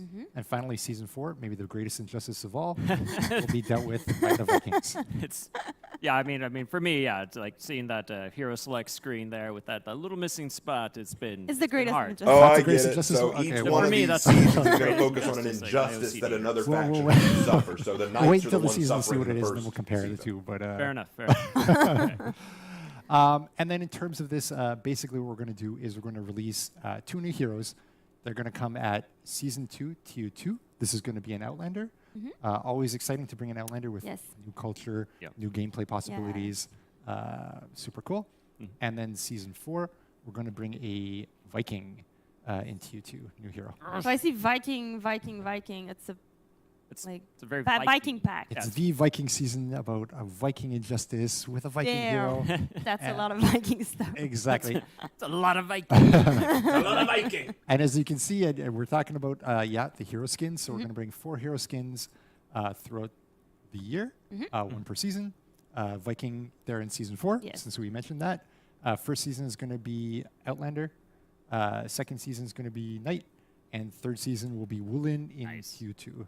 That's the first Wulin hero skin as well? Yes, indeed. Nice. Should be cool for the Wulin. The Wulin will finally get some love, huh? Each hero skin will be 1 body type. Nice. Okay. Good. And then finishing off kind of what's going on in this overall chart here. Each season, we're going to bring a battle pass at the start of each season. That's going to back up the content of what is the injustice and what's going on in the season. Gotcha. And then at each title update, will be a free event pass for 3 weeks at the start of each title update. Awesome. So I know that Halloween comes around every year and other events as well that we support. But what can we expect in terms of event this year? Man, I'm pretty sure I saw a pumpkin on there. So can you confirm the presence of pumpkins? I'm pretty sure pumpkins will be involved somehow. As you're each alluding to, Halloween very event. subtle. We're very Halloween event has always been a big seemingly one. at the expense of the samurai for no reason. First, well, I mean, let's face it, the samurai have had it pretty good for a Spooky while. skeletons. That was a fun one. They're amazing. Yeah. Exactly. They had the We best tried some season out different of stuff last over the year. years. Last year was the Web of Yorogumo. So each time we try to outdo ourselves. This time we're going to try to outdo ourselves again. It's really a moment for us to have fun, I feel like. Yeah, it's usually a little bit outside the box a bit. Yeah. Exactly, and always trying to stretch and really be a bit more ambitious. So. Also, I mean, like last year there was a giant spider lady monster, and then you just said the words "outdo ourselves." It was a pretty big spider. It was pretty big. It was huge. It was pretty big. Okay, all right. Be bigger. So I know players haven't missed the throwback unique that I'm seeing in the chart and throwback in general. Yes, I think everyone's pretty hyped about this unique throwback. So just to be clear, we've got an event and a game mode at TU1 of Season 1. That is going to be talked about later in the episode. All right, so And they're going then to reveal what this unique throwback TU2, is later. which we're not going to talk I'm about here. excited. We'll talk about sometime down the line. But we know in our heads what it is, and you know in your hearts what it is. So mark it on your calendar. And come back for that too. There's a lot of smiles over here. Yeah, I was just saying, it's fine. Okay, so let's talk about testing ground. Okay. Yes, absolutely. Testing ground. It's basically a public test server inside the game where you get to try potential upcoming changes and directly give us your feedback, and we try to figure out what to do. Push it live, edit it. Sometimes second testing ground. Sometimes cancel it. But it's called testing ground. I mean, we're testing stuff with the players, collecting feedback, adapting, reacting. I feel like it's a good channel of just back and forth with the community. Yeah, and I mean, testing grounds is a good idea. I'm totally down with it. I'm glad that we're doing more. Shows that there's still love for the game and they're still willing to grow it. To have your hands on and tell us, we love that. So, as always, fill out the surveys, enjoy, and we'll do our best to edit based on what makes sense. There we go. There you go. And we have something else as well. Oh, very I'm excited about. What? Can I? Oh, yes. Yeah. What is it? Please. Yes, do so. So for year 7, we're gonna have 3 Hero Fest for TU. Yay! Hey! More execution. Yay! So we're gonna have more Hero Fest. Yay! Vanessa really likes the executions. It's a little concerning sometimes. I love the executions. Don't judge her. I love the executions. I do a whole series on executions. Yes. I think so, but we're a little concerning sometimes. That's what they're sitting there. Yeah, that's why we're on this guy. So 3 Hero Fest per to you for the whole year. Exactly. So Hero Fest, for those of you who may not be familiar, is something we introduced last year, where you can try out a hero for free. The hero's on discount for that week. You get some free stickers for logging in on that week. A unique execution is available, so this is our way of delivering a unique execution. And what we're going to add, besides going to 3 per title update, is you're going to get 2 times XP for the hero who's at the center of the hero. There's no reason not to try. And so they're adding an XP boost to the hero for the Hero Fest. That's kind of clever. A lot of execution. All right, I'm down with that. That's a lot. cool. Yeah, I think mathematically, if we look at this, and I use my fingers to carry the 2 More there. you got that right. You 24. got that right. Hero Fest's plan for this year. That's 24 heroes that are going to get unique executions. That's Double 24 XP. weeks. That there will be a double XP for like a hero. Like that's And that's a free hero to incredible. try as well. Oh my God. That's absolutely incredible. I'm looking forward to that. That's more than half the year there will be this going on. I'm pretty sure I checked that math yesterday. Is it still? I don't think that's... No? Well, Guys, stick to there making a year? Somebody do the math, please. And somebody else do the math. Yeah, please. Sorry. So about armor variation. yes. So Armor, this year what? we're going to bring 2 armor variations per, Okay, so in the season 1, we're going to get some armor variations for and what Knights we're and gonna release Samurai. Is Knights and Samurai are going to get their first in season 1, and then in season 2, Viking, Woolen, and Outlanders will round out that first armor variation group. And then in season 3, Knights and Samurai are going to get their second armor variation, and then in season 4, Viking, Woolen, and Outlanders will get their second. That's great. You know what? You know what makes me happy and then about that? also You know what we're makes me gonna happy bring about this that? year I'm in glad that the season Knights and the 1, Samurai are getting their the variations at the Gladiators, same time. 5th Because I feel like the Knights and the Samurai have just a drop that like it's unification. nothing, man. Like, This the is Knights the and the Samurai fifth have an armor super alliance glad. Been waiting where for they this. both hate the That's Vikings because awesome. they win We've been waiting a every while, so season, like, come bang, back for bang. tier 2. And they're like, Yeah, I'm sure some Anything of but you the out Vikings, there can brothers. probably tell us Anything but the exactly how long Vikings. you've been waiting. For all of you, foot enthusiasts out there for Gladiator, this will be your moment.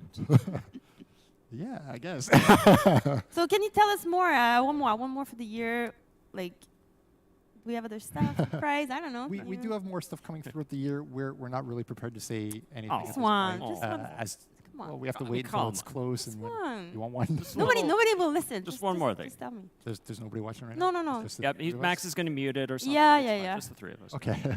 Well, in that case, let's say we're not going to say a date. We're not going to say what hardware it applies to, but we intend to bring a performance mode to For Honor to select hardwares only. So hopefully this will help with frame rate on certain hardware. Oh, there That's you go. awesome. That's awesome. I mean, well, the game already looks amazing, so that'll be. It's true, that'll huh? be good. It does. The game looks really like he's right. The He game looks looks even better now better. than it ever has before. Like, Exactly. And the this, game this looks is a great phenomenal. one, and there's some more coming throughout the year that we'll talk about as we get closer to it. There you go. Keeping the surprise as a surprise. Gotta wait, yeah. No, that's it. All right. Well, I think that's probably enough. I feel like that's maybe all we're gonna get out of that for like some unannounced future stuff. But we have so much more to talk about for Year 7 Season 1 for Heresy. So there's so much in store already. So much we have to look forward to for this year. So that's incredible. We can't wait to dive in. And so next week we're gonna actually launch the season. So we'll come back, I think, and be able to talk a bit more about specifically what's happening in that season. So, Steph, you'll be here for that, and all of you stick around because we're coming right back with more details and I think an awesome trailer. Right? Yes, I the think there's a trailer. First trailer for Yeah, Year it 7, feels- Season yes. 1, The Heresy. all right, we're finally gonna get to see the trailer. Oh, okay, guys, let's see it. I joined the Inquisition with a righteous heart, What? hoping to stop the fanatics and their twisted faith. Our mission was to purge the heresy, What? but I was misled. Only the guilty were meant to die. Only those old enough to reach the noose should ever swing from it. This war of faith is madness. A plague on Heathmore. I will carve out the rot.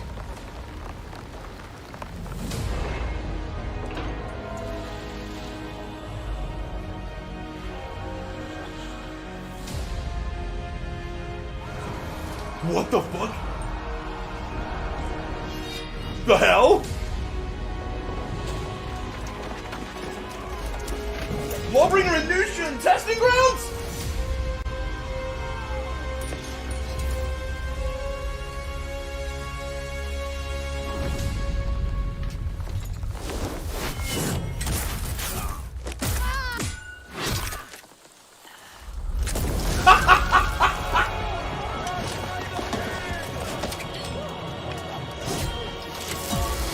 Holy shit!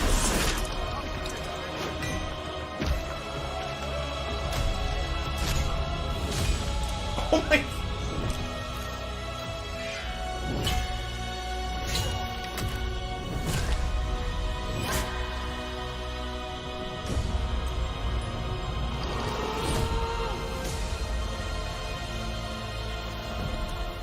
There are no saints here, only butchers. False idols and empty promises. I'm your salvation.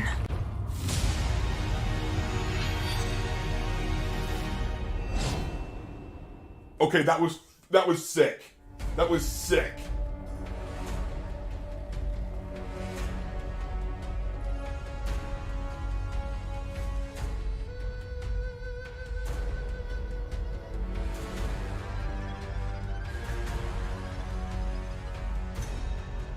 All right, I want to know the story here. I need to know what story they came up with here. That was so solid. Oh my gosh. And we're back. Holy crap, that trailer was awesome. It was such a cool trailer. Oh, it's so hype. It was like literally my second time seeing it, but it still gets me hype. I love it. That's great. And what's it? Oh my gosh.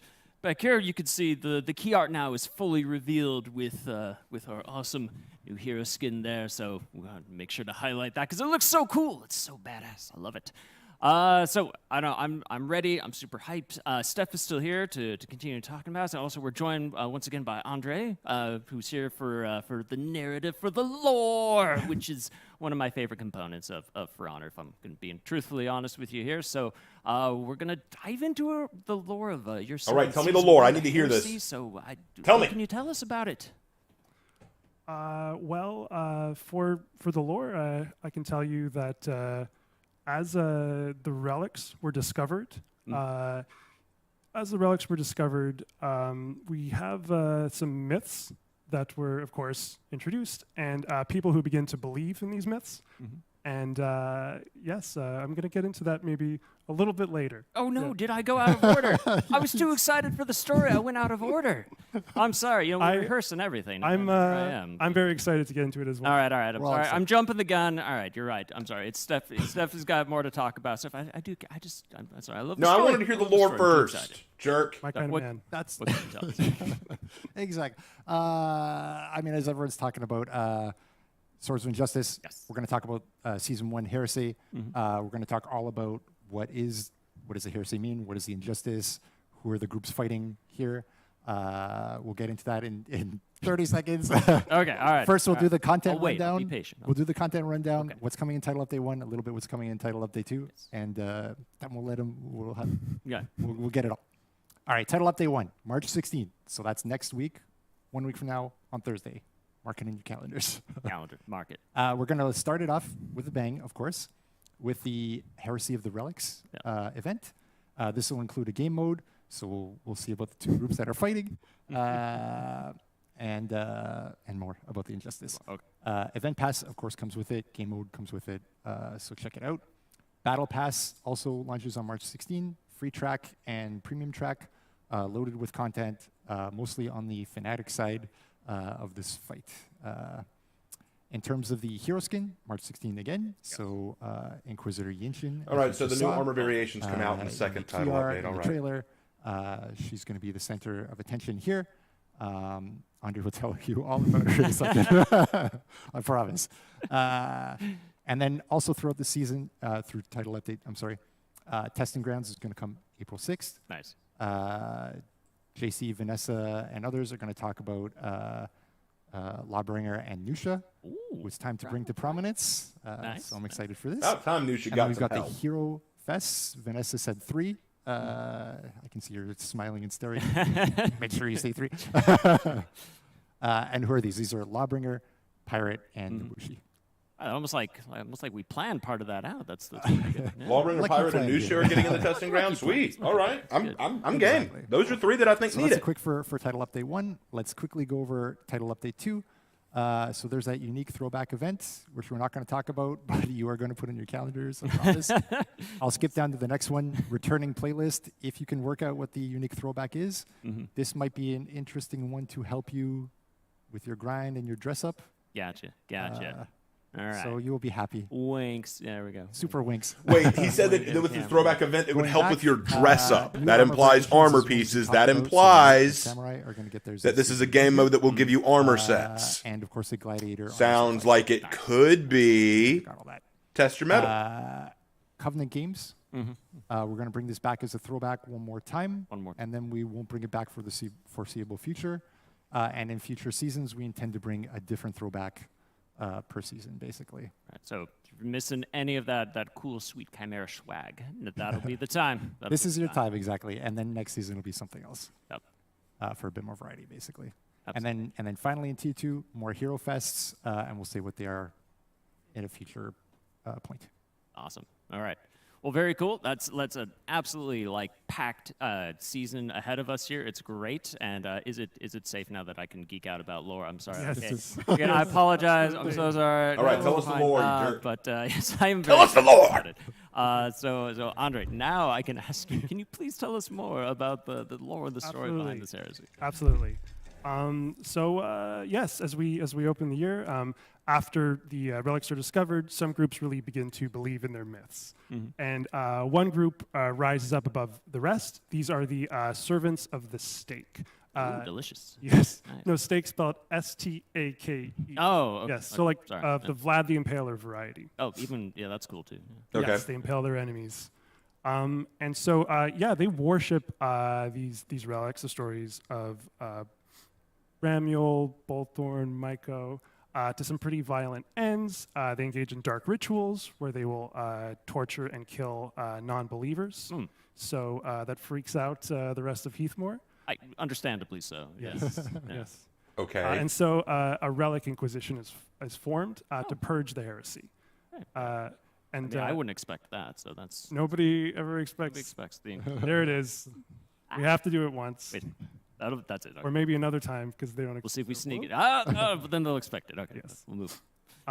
So of course, the Relic Inquisition, they don't believe in these myths. They regard them as heresy, and they call the servants of the stake as fanatics. Yes. And so they are also. This is what. Oh, I'm getting. Of course. Here we go. We have a fancy PowerPoint there. And this war is all fought over the relics. A war of faith breaks out. The Inquisition, they want to destroy the relics. The fanatics want to safeguard the relics to worship them. And so this is when our new hero skin, Inquisitor Yinshin, is introduced. She joins the Inquisition with perfectly good intentions.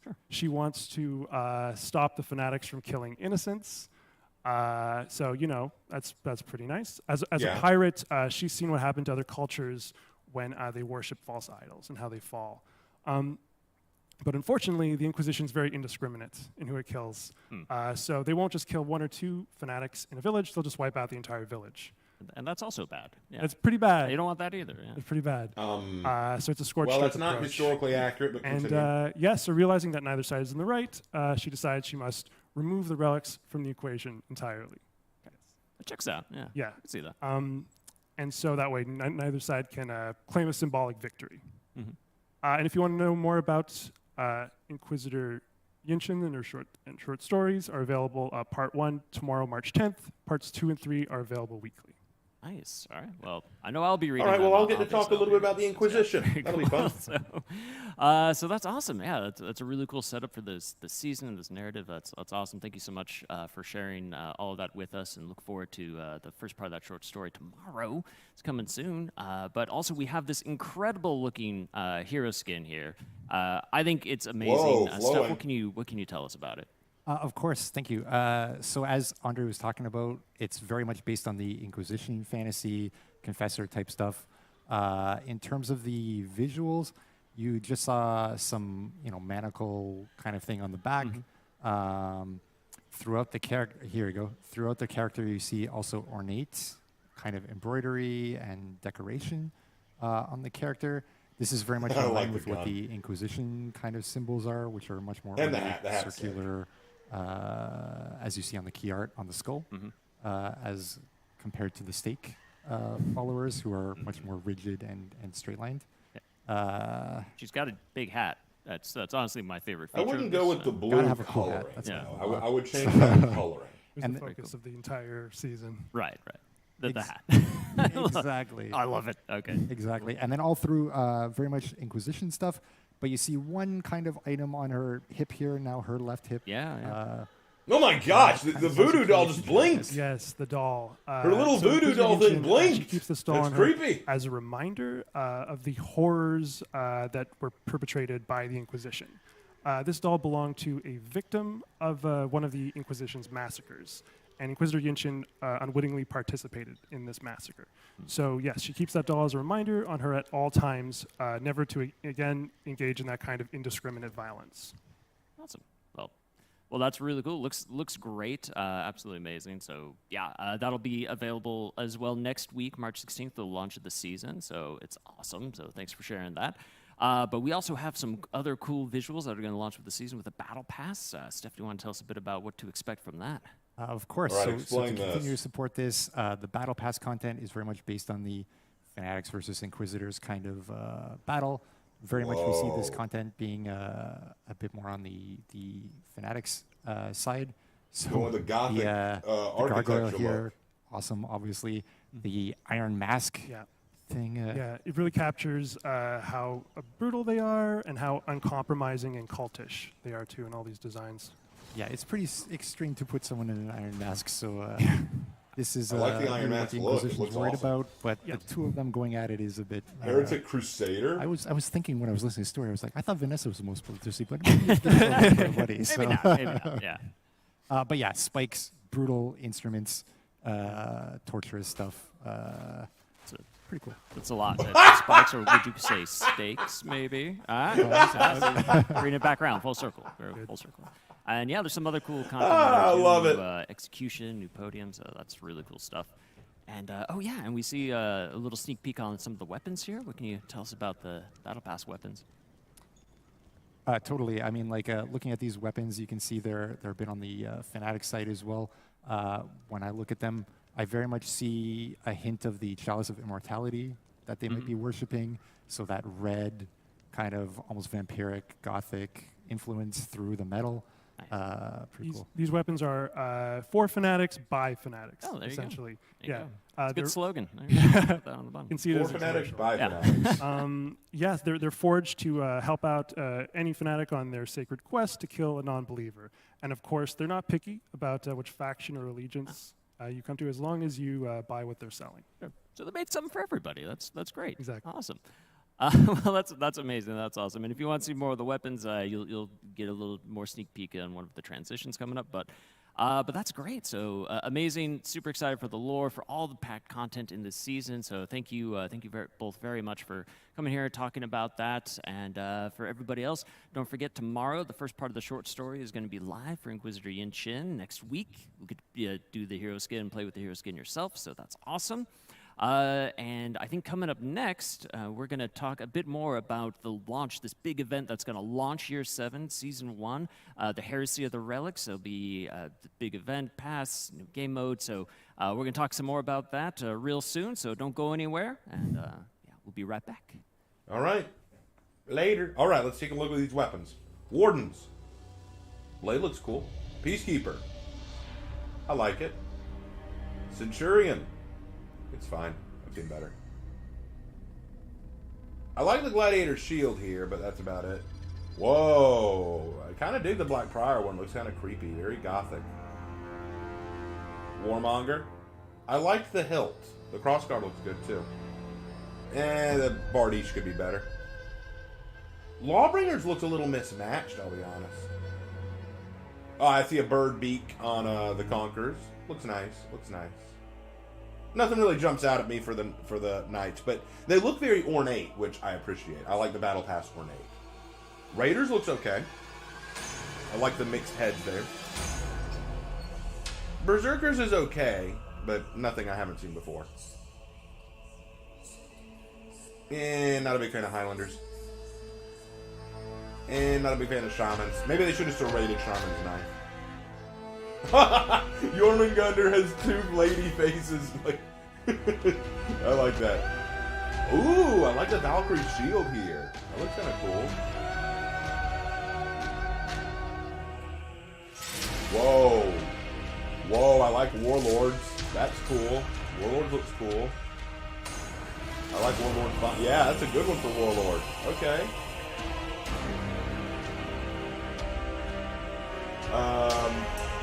The Nodachi looks okay. I like the claw holding the jewel at the bottom there. Orochi, I'm not a fan of that one. That one, whatever. Shinobi's actually isn't terrible. I don't dislike that one. It's just hard to impress me with Shinobi. No, Armuches ain't doing it for me. Armuches need to be a bit better. Pizza Kiri's is okay. I like the gothic lining, but nothing really else. Kyoshin is okay. Nobushi's is okay.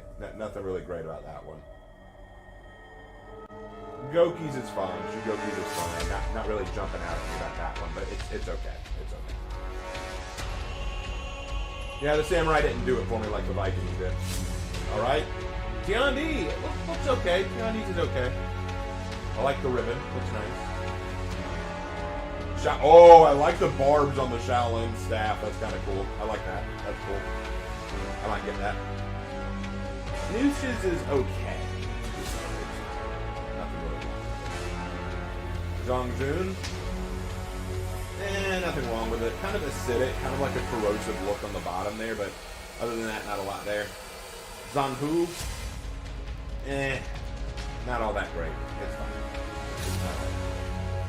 I feel bad that the Wu Lin only have 5 heroes. Come on, guys, give us a new Wu Lin hero already. You could have done that with Pirate, but damn.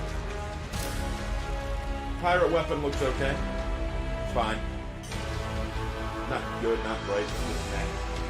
Oh, I like Magi's. Look at Magi's. That's kind of sick. I like it. I like it. That's a cool statue there.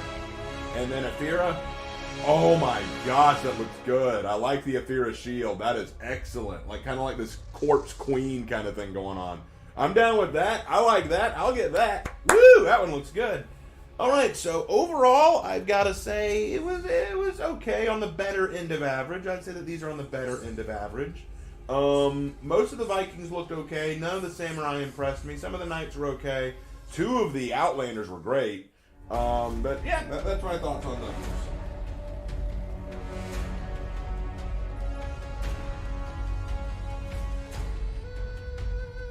All right, so now we're going to talk about the Heresy of the Relics, the big new event game mode that's coming.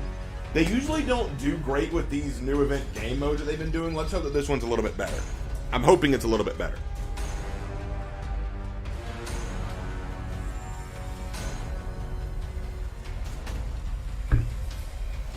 I'm excited. Let's see what we got.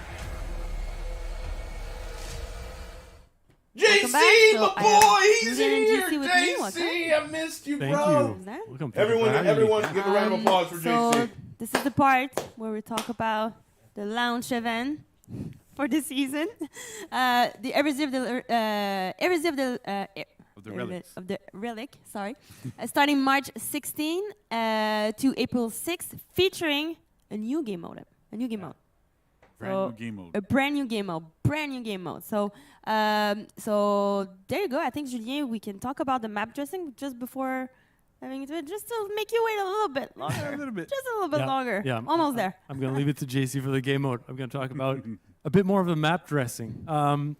So just to give you a bit of context, with Heresy of the Relics, essentially we're in Secluded Keep map, and this is the place of worship of the fanatics. And what do they worship? They worship essentially the relics that were discovered in year 6. So back to your quiz earlier on. Here's the results. We had the dagger. We had the bracelet, and then we had the chalice. There you go. Of course, the sphere that's shattered. Yeah. So those are the 3 relics that you'll find in the map. I'm going to let JC get a deep dive a bit more into that, but essentially the dagger is going to give you an attack buff. The bracelet is going to give you a vision buff, and then the chalice is a shield buff. Okay. So first thing for map dressing was to essentially create kind of like a sub-environment, something that would depict essentially the buff that will be provided to you by these relics. So starters, capture point A, that's where you're going to get the dagger. That's the attack buff. So it's got a military courtyard vibe to it. It's there to depict kind of like the aggression, the chaos is it like Dominion, of the war that's being holding waged certain zones gives you buffs? between the fanatics and the inquisitors. So we've got the swords that are drawn with the statues. We've got the lines. I love the look. You went all out with this altar look. as well. That's this got is great. Again those swords kind of like spike-like. Initially in the love initial, spike. we love spikes. We love spikes because spikes everywhere. Spikes everywhere, you know. But in initial design, we had spikes, but it's a bit too much. But that stayed. It was toned down a bit, but it stayed in the design of the altar. So that's CPA. CPB, the catacombs area. That's where you're going to get the vision buff, and that's tied again to the bracelet. A very cool element that we had in year 6, the bracelet was tied to a curse. So anyone who wrongfully wore the bracelet was cursed, essentially. We wanted to keep that element. We thought it was a cool aspect, so we kept that in the map. And essentially, the team that's capturing the CPB is going to be setting a curse upon its opposing team, essentially, thus being able to see them through the wall. It makes sense that it's like underground a little bit. Like well, there you go. So I like that the narrative. It's like the perfect. It's perfect setting. It's like crypt-like, and there's a lot of really cool details. If you have time to take a look, there's an homage to the hero skins in year 6 as well. That's cool. There are tons of cool little details in that area. So that's CPB. Finally, you've got CPC, which is the shield buff. Now, to be clear, it's not a healing buff. Okay. But the team really inspired and really rooted its inspirations with the aspect of healing, of rejuvenation. So if you take a look around in the map, there's very little organic elements in the map. It's mostly stone, very gloomy, metal. But exactly. But at CPC, that's where you're going to see more greenery. And again, it's to depict essentially the rejuvenation aspect of the buff that you're getting. And then you're getting as well the super epic tree. Well, there you go. There you go. It looks beautiful. Great. Yeah. And I love it's not a map that we use like we see often. It's not a map that we see often, and it's essentially with the map dressing that was done, it really feels like a fresh map as well. It really does. This really felt like cool, a different map awesome for a work minute. that's been done, both from a level design standpoint, both from a level art standpoint, modeling as well, 3D art. So super happy with the end result. And then the wrapper of all this, so you've got three unique identities for the CPAs. Wrapper in that is we've got the injustice, we've got the chaos, and we've got aggression. So that's that's all across the map. You'll see those items, namely crows, and essentially bringing everything together. And so the free event pass will be tied as well with all this theme that we see in the map, right? So absolutely. Can we see like all this stuff? There you go. Let's get into it. All right, we got some battle outfits with again, this. the pillars for the art pillars was essentially chaos, yes, oppression, injustice, and the art style is definitely Gothic Victorian, and that Fallen's you're Justice. definitely seeing Yeah, in this the is very map. Gothic. You're seeing in This the symbols and looks the very patterns of Gothic. the outfits as well. And then you were just seeing the ornament with the statue. When researching for imagery to illustrate these pillars, a lot that was found was the image of a angelic figure, either bearing arms, holding a tipped scale, either weeping. So all of this is to symbolize chaos, aggression, oppression with the tears, of course, and injustice with the tipped scales. So you're seeing that. I feel like this ornament with the wing modify. I feel like it could be like full angel fantasy. It will fit the team. Yeah, it looks super cool. And of course it's definitely if you navigate the map, you'll find it, and you may have seen it. That's true. If you pay attention in the menu, I think we had a little sneak peek of this, right? You may have already Is it right seen now? No, it's done. I think players seen it. Anyway, if you see it, then you know. Yeah. If you know, you know. Yeah, I know what you're talking about. There you go. And we have the mood effect as well. Like the mood effect. So the mood effect is like the perfect, bringing everything, all of the elements that I just mentioned, all of that together. So you've got the Gothic Victorian influence with the stained glass. You've got the crows, and then the sword with the dripping blood as well. So all in all, tying everything together. I really like the you ornament. The ornament looks you really can be sick. like, who got? Yeah, we're teenager, like, kind mood. of bringing back the late 90s or like mid to late 90s Yeah, a little as bit. well. So let's talk about the game mode. I think everybody's waiting for this. Yeah. GC, please. All right. So, like Julian explained, we're playing in Secluded Keep, which is normally a map that's in Tribute and some other game modes, but mostly a Tribute map. So we took it, we repurposed it a little bit, cut off the top portion so you can just go up and run around and do drop attacks or whatever you'd like to do. And then what we did is we kind of made a game mode that's kind of a bit of a spin on the minion, right? So there's no minions anywhere, but each capture point, like mentioned previously, has a buff associated to it. Now, when you get the dagger buff, your team gets 20% increased damage. It's team-wide, right? So it's your entire team deals more damage. When you get the chalice, your team gets a small shield that regens after X amount of time, so you can kind of like it helps you survive a little bit more. And when you get the bracelet, your entire team gets full vision on the opposing team, so you see where they are at all times. I assume you want to capture all the points, right? Right? Yes, you want to have capture all the perks. points because you want to get all those buffs, right? So it kind of makes it interesting, and the map is a bit smaller in general, so there's a lot more fights going on, a lot more stuff happening. And because there's no minions, we still want players to still be able to get their feet. So we doubled our renown gain while you're holding points. So it's essentially Dominion, but with buffs, and there's also going to be a boss. But what's also really special in this game is Inquisitor Yin Chen. Yeah, right? I think So I've you've seen her, you've seen seen her right the skin. I was looking at the chat earlier, like people love the skin. There you go. She looks amazing. Yeah, so she will drop in after a certain amount of time. Okay. And she's a neutral bot, right? So she comes in, she's neutral. And then her goal is to kind of like equalize what's going on, right? Lore-wise, she would kind of like, it's a bit more status quo type of thing. She's against everybody. So what she's going to do is she's going to run around and she's going to try to focus attacking the team that's currently winning. So if you have more points, if your team has more points than your opponent's team, she's going to focus on you. Now, even if you're losing and you start attacking her, she's going to turn around and defend herself because, you know. Can you manipulate her? Yeah, and you can kind of manipulate her a little bit, right? So if you're seeing that you're losing, just by a little bit, you can go, okay, I'm going to hold off. Yeah, you wait a little bit. Focus, try to kill other people. She's super strong, has a ton of HP, can use all of her feats like on very, very low cooldown. So she's a force to be reckoned with, right? So she's super dangerous. She can also uncap points and bring them back to neutral status. So she will run around, she will uncap points, she will kill people, do all that sort of stuff.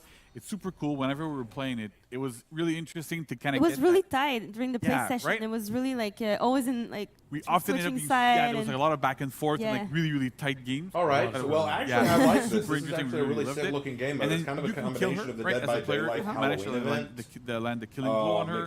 You're going to get a ton of renown, unlock like you're trying to all your take feats in one zones. go. I really like the way they get set a that leg up. on This your is team. actually really cool the way they've She's redressed threatening. this map. You kind of sort of want to have her on your side to go kill opponents, but then you want to you kill win her too also. much, So we really wanted to introduce like this a really different dynamic here, right? We had something like that with Ramiel at some point, which was interesting too. But Ramiel was more of a kind of like a boss in the middle, whereas this one is really she's gonna roam around and mess up everybody. It's really interesting. Makes for a really different game mode. We hope everybody tries it out and has a lot of fun. We had a ton of fun playing it, testing it, doing all of the iterations. The art is amazing. Everything is super top-notch about this. Yeah, this seems like a really cool idea. I really like this game mode Yeah, that's idea. pretty I'm cool. going to try it pretty out sure, when it people comes are out. excited. They cannot wait to play it. So you're gonna be able to play it next week. I'd like them to on keep it as a 16. permanent game mode. But you know that already, right? Just change up the bosses. So like thank make you it a guys. commander or Coming up, gonna talk about patch notes. So don't go too far. And yeah, there you go. Thank you guys. Next is patch notes. Yay, patch notes. Oh, and we get to see the new weapons. All right. Wardens. It's kind of cool. Yeah, it's kind of cool. Peacekeeper. Oh, wow. I kind of like the Peacekeepers. That looks good. Mantis Centurions. Not as good. Not as good. Gladiators is meh. It's just meh. Black Friars is... I mean, the sword looks okay. The shield is whatever. The sword looks good. Warmonger. Oh, I kind of like the Warmongers. I like how there's a heart and it looks like a trail of blood running down. That's cool. Oh, wow. I like Griffins. That looks good. That looks very good. Lawbringers looks okay. Why are these so good? What? Do I like Chaos now? Conqueror's Shield is okay. It's not great, but it's okay. Yeah, these are good. Okay. I like these. These are fine. Raiders isn't. Sorry, Raider, that one wasn't as good. Berserkers isn't that good. Nah. Highlanders isn't that good. Ah, the Viking ones look bad. Shamans is okay. Okay, Yorns is fine. I like the etchings on the side. Ew, the Valkyries. No, I don't like Valkyries that much. It's not that good. Oh my gosh. Somehow they made Warlord's sword look dull. How do you make his sword look dull? Ew, the Vikings did not get good ones this time. No, sorry. Bad. No, I'm not going to play any Vikings with this game mode.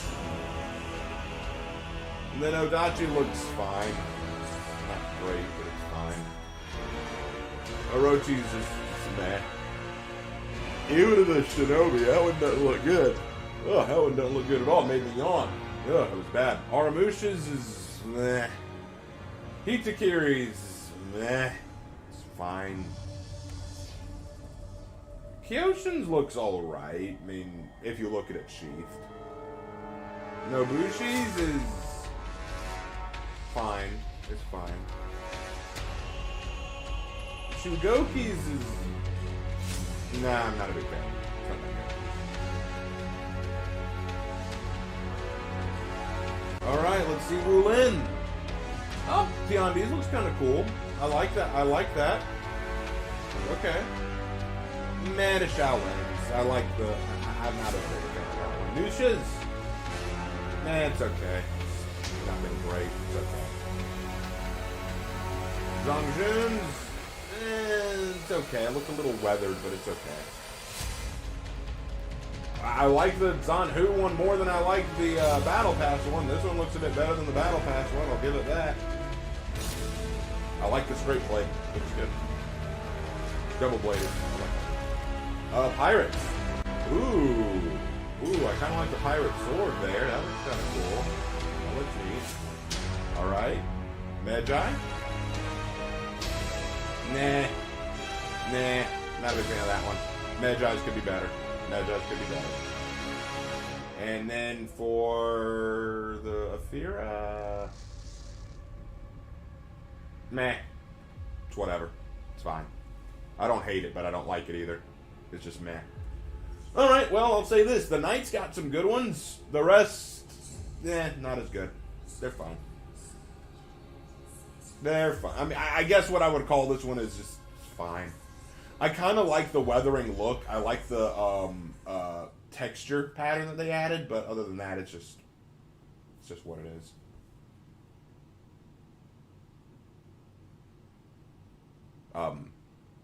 Hello? There we go. Hey, I was kind of like, is the stream over? Did it end? The stream just stopped.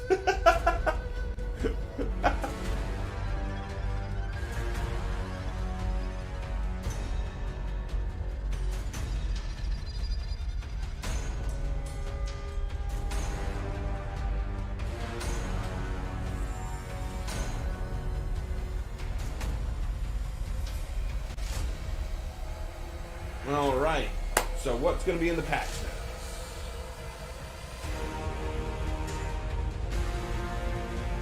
Hey man, I know that it's a mid moment, but we had to have one mid moment. It's not like everything can be perfect. If everything was perfect, I don't think they'd be able to top anything in the next few seasons. So I'm fine with at least a few mid moments. Besides, let's face it, the event game mode weapons that they add usually aren't that great. We're back. Hey, we're back. Yeah, I heard we were talking about bouncing stuff, patch notes, so I kicked Julian off and I came on. I'm sorry. Yeah. So that's. And I said on that side because I love talking about animations during. Yeah, the that's patch. right. So, yeah. So welcome back, Nolan. Thank you. So Let's dive into patch note. I mean, we don't have to wait too much. No, This, right? let's just dive We're in. excited. It's a big one too. So Got a lot of stuff to talk yes. about. So Dodge and dodge attack. Let's go. can't Just a quick changes. reminder Okay. as well. What are you doing I to think we know dodges, that Ubi? right now. March 16. Yeah. March 16. It's gonna come. March So 16th, yeah. All right, so go. let's get started, right? So first up, we have the dodge and dodge attack changes. So just to give a bit of a refresher, we did a testing grounds a little while ago. I don't remember the exact date. I was I'm gonna not do math right now. Yeah, right. It's Mine is complicated. So where we tested a bunch of changes to dodges and dodge attacks, right? And so normally, like what we often do, not always, but what we often do is when we do a testing grounds and we go, okay, we're gonna go live with this. We kind of make a decision. Usually it comes the season after. Now for this, we wanted to take our time, make sure that we went through all the feedback, went through everything, and try to make the best decisions we could. Generally, the feedback was super positive. People liked a lot of the changes, most of the changes, in fact. Yeah. But we've still adjusted a few things to make sure that things are going to be okay, and then we'll go through them like this. So first up, side dodge heavy attack, which was, I think, the most contentious part here we're going to talk about. But generally, most side dodge heavy attacks now act as light attacks when they're parried, right? So it means that when you do a side dodge heavy, when it's going to get parried, you're going to be able to land a heavy attack on them, like a top heavy for most heroes or whatever. The idea here is that we want to have essentially every single dodge attack have more risk and reward associated to it. So to do this, we've decided to go, okay, well, if you decide to commit to a dodge attack, if your opponent properly reads it and reacts to it and does what they have to do, they will get at least a heavy's worth of damage every single time. Now, the big point that players did not like as much in the testing grounds was the fact that it also applied to the slow feintable ones, namely Jiangjun, Tiandi, and Warmonger's side dodge heavies. So for those, that change does not apply. So the rule now is if your side dodge heavy is not parryable, if it's not feintable, sorry. If it's if it's not feintable, you get a heavy attack every time you parry it. If it is feintable, it's still going to remain as if it's a heavy attack, right? So when we're going to add heroes in the characters future, like Ken say you can do a dodge heavy. If you parry it, if they have you will get a feintable side dodge heavy, not a heavies, light. they're going to be you will be able to get a they're going to free be like heavy parries. So if they dodge are not heavy attacks now feintable, are treated as light parries. That's the idea here. So that's the rule. That's the hard and fast rule we're going by. It's very important for us to have. Zhongjun and Tiandi, because their dodge heavies are slower and feintable. You know when you're playing against a character and they do a dodge attack and you parry it, you know what's going to happen, right? Even if you don't know the hero, you know what's going to happen. And so when you do manage to land that parry, right? So that's very, very important because it kind of lowers the need for for overall game knowledge, right? And having all those really weird, obscure rules that, oh yeah, I had to know this, I had to know that. I can kind of get behind that because I know a lot of characters who do, a lot of players who do nothing but dodge attack. So this may force them to think of new moves. And you can have a leg up on them sometimes, but it's not conducive to a healthy game. That's why we're trying to set these rules. So that's kind of how we're going with this. Nice. So next up, we have delayable side dodge attacks. I know some people are... delayed side dodges. In particular.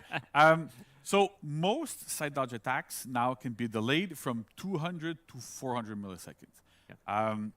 This should help a lot of situations, right? We have a lot of times where some attacks, if you do like a side dodge attack that's like 600 and it only could occur at 300, it wouldn't be able to beat some bashes, like could beat some action recoveries and stuff.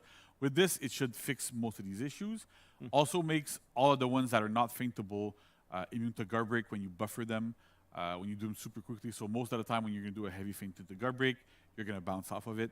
We want to have that. But if you delay them a little bit too much, that guard break is going to land, right? So we want to have that kind of reliability there, that flexibility, and it also really feels so much better being able to delay them and go, okay, I'm gonna dodge, okay, I'm gonna attack a little bit later. So that feels super good in general. So we really wanted to put that in. We had it set at 300 for a while for a bunch of heroes because we were seeing a lot of people complaining about dodge attacks, like, oh yeah, they're way too strong, whatever. And it was like a way of us normalizing that. And so we're stepping back from it a little bit to give more player agency and have a little bit more like finer control over things. And it seems like small change, like between like 400 ms and 300 ms. But in terms of animation, it's 3 frame. It seems like nothing, but it has an impact every time they move. Like just for like it's gonna be easy to just like move for like 100 ms, but it had a lot of work on our plate to rework the transition to all of those moves. So because if you can do it a little bit quicker, then it might look a little bit and odd. now you see them sometimes during the testing ground because we don't have time to. But I mean, we assume player, like it's a testing ground, so you have to test if it works, and if we're okay with this, we're gonna change them. So that's what we did for those. So there's a few exceptions to these that are listed. I'm not gonna go through them. You can read, I'm assuming. I hope so anyway. And then, so you can see that the exceptions here. I'm sure somebody's screen capping it and putting it on Reddit already. It's already there. There you go. Good. But those are the exceptions. So that's how we're going forward with this. So again, it's kind of nice though, because again, what you're doing here is side dodge bash vulnerability. Setting the rules to that make sense, and then you're also still adding the thank God! It's not just going to be some blanket thing that side dodge bashes no longer chain on miss and are vulnerable to guard break on miss. We really want to have those you poor Shugokis and Shinobis, you will now be destroyed. Oh my lord! So the side dodge bash is vulnerability. So we did 2 changes here.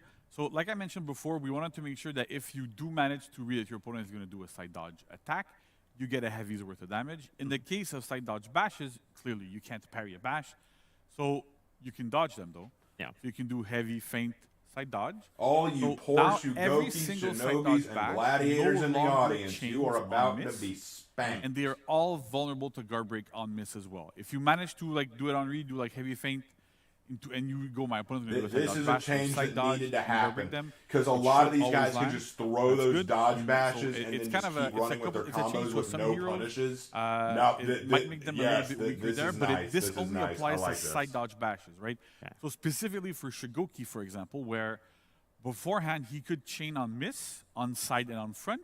Now he can chain on miss on front, but not on sides, to make sure that it's fair and that defensive maneuvers have specific counters to them, whereas the front dodge doesn't have any defense, doesn't have anything. So it's really a case of, well, I want to be able to enter my offense, I want to be able to do my stuff. So we kept it on the front one, for example, for that. So that's just the important thing here, because I remember seeing a lot of people going, oh yeah, all these bashes, don't chain on miss anymore, but it's really only specifically the side dodge ones. That if they did, they no longer do. And we also slowed down some side dodge bashes, but they're all now 600 ms at a minimum. The reason for this is that some of them were 533, we had them at 500 at some point, and we find that like at that point, the reactability threshold for bashes gets a little bit too tricky. So at 600, these should be a lot more easily reactable by everybody. There's a big tell of seeing the side dodge as well. So you see, okay, they're dodging. Probably a bash is going to be coming, so you have time to go out. If you fainted, I need to dodge, and you can pre-dodge a little bit, and it works a little bit better. So it's kind of like a big difference here. Yeah, that's it. You can pre-dodge. Yeah. That's a technical term. Technical term, pre-dodging. Yeah. Nice. Then we have defense while dodging. So this might seem a bit complex there, but non-reflex guard heroes no longer have regular block while they're dodging in any direction. Yeah. Now, this is basically Valk rules, right? Valkyrie has this currently on live. We're applying this to everybody. So when you dodge, either front or side or back, most reflex guard heroes, actually all of them, well, most of them except for Valk, could kept their regular block. So either it forced your guard to swap in a specific direction, and you would gain your guard during the dodge in that direction, or it would keep it where it was. For example, Warden could guard top and inside dodge, and keep the guard on top. This was causing issues a lot of the time with undodgeable attacks. There's a lot of mix-ups, like if you look at Ephira, for example, it was really difficult because we couldn't really do these mix-ups before where, well, we can't do undodgeable in a single direction because you could just say, well, I'm going to block in that direction and then dodge in a different direction, or even dodge in that direction, however it is, and then you could avoid both of them. That's why often enough we try to put them on top, because on top, like some heroes force it on the sides. But now this applies to everybody, so it means that it gives us more freedom as to what stance we can put on dodgeable attacks. More stuff like we did with Ephira, where like only top is undodgeable, sides are going to be something else if we want. It really opens up that space and lets us do a lot more stuff there. So that's really, really great. I see what they're doing there. That's interesting. So clearly, like reflex guard heroes didn't have this, so it doesn't apply to them. It's really specifically for non-reflex guard heroes. I want to make it clear, we've had some discussions internally, people were unsure, didn't really understand. So super clear, it's all the non-reflex guard heroes. Then a little change from we had from the testing grounds is that heroes regain their defense 100 MS after being able to swap their guard during a dodge.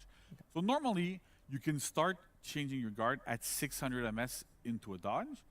And so now you can get, 633, sorry. And so now you can get your defense at 733 while you're dodging. You can do a guard swap, and even if you don't guard swap, it'll come back at that moment. That was a bit of feedback we got a lot from pro players there. I want to give a lot of shout outs to them because I don't want to name names, but we're talking to some players. Yeah, you know who you are. You know who you are, right?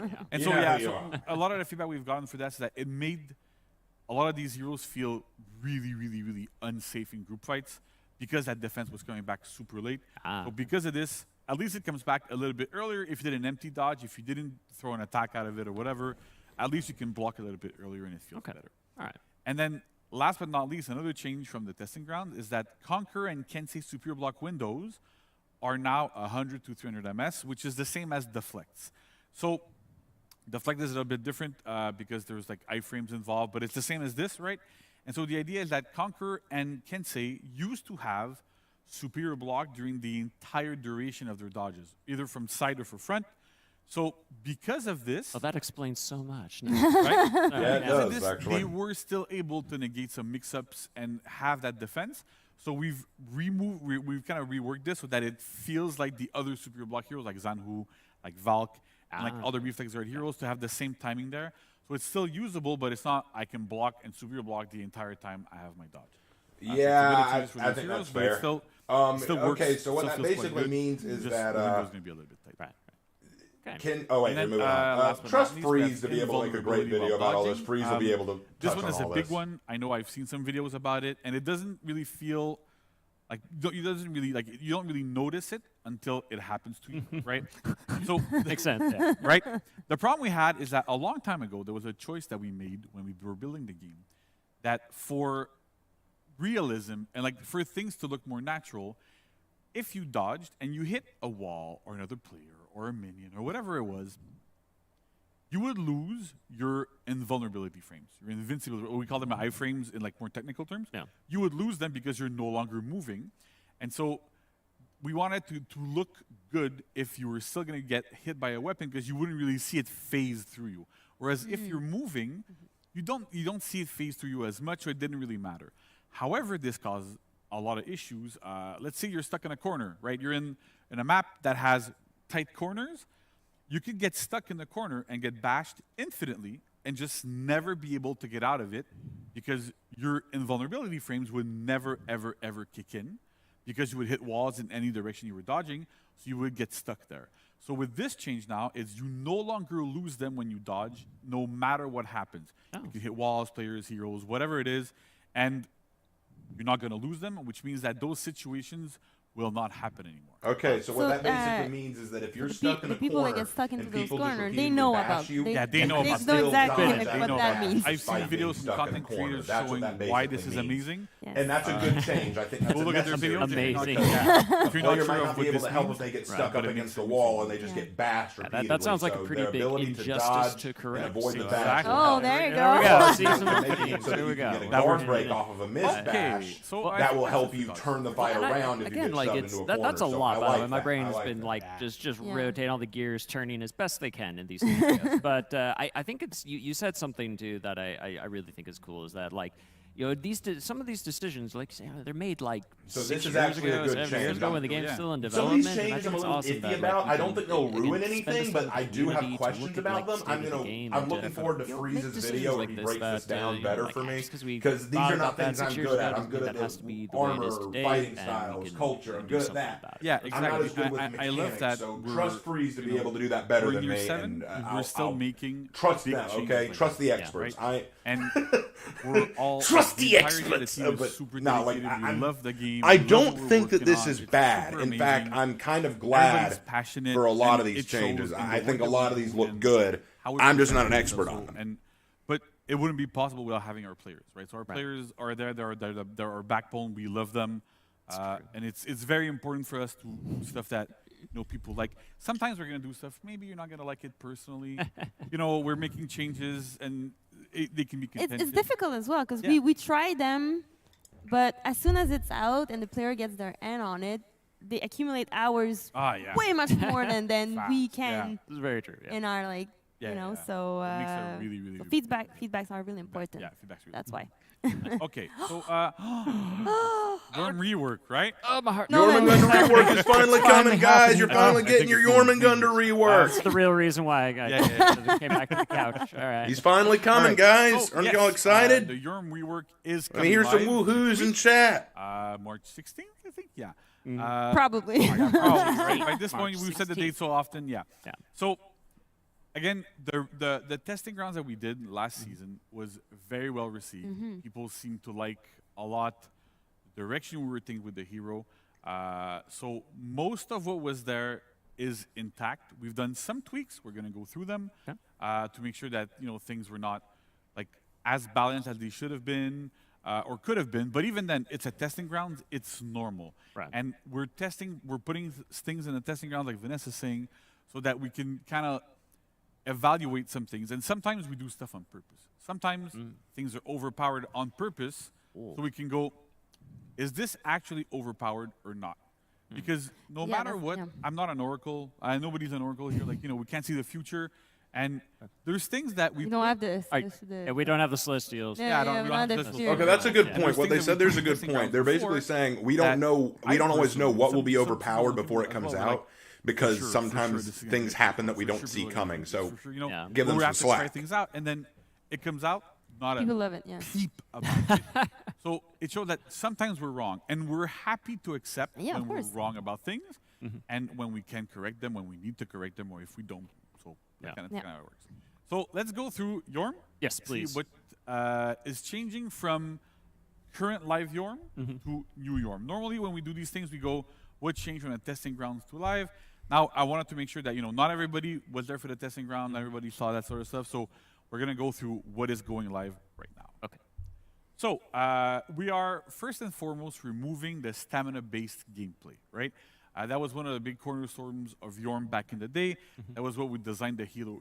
I like how I'm around. reading But chat right now, and people are still after talking about the how game this game is evolving a little dead, bit more, and after I going feel into a like y'all direction are where we like players trying to attack. argue We a like point players to that's be able already to been perform long and do passed things in on. the game. And so having a hero that Moves no really, longer really unbalance opponents and out of drains stamina state. Okay. non-stop did not feel good. Right. And on top of that, balancing that is extremely difficult because you have to go, Moves well, no how longer much deal damage stamina does damage. every bash drain, for example. And then it just becomes a cat and mouse game of this is too high, this is too low, and there's no real good sweet spot. Yeah. So with this, we decided to remove it completely and shift Yorm's game plan to something else entirely that you might have seen in the testing ground. So for this, moves no longer unbalance opponents out of stamina, that are out of stamina, and they no longer deal stamina damage or pause stamina regeneration. So the idea here is that really we're getting rid of the stamina-based gameplay, and we're moving more into what we call the displacement bully. There you So we're doing displacement-based gameplay. So first part is a new move called Venomous. Okay, so you got a new move, Venomous Sting. So it's a move that you perform by pressing heavy when you land a guard break. You can choose which stance you're going to do into. It's going to push opponents back, and it can wall splat. So you guard break somebody, you do like a top, left, or right, hits them really hard, pushes them into walls. Does all sorts of cool things. You can get another guaranteed hit afterwards when it lands, so that's cool. But we lowered the damage of that attack to 12 damage.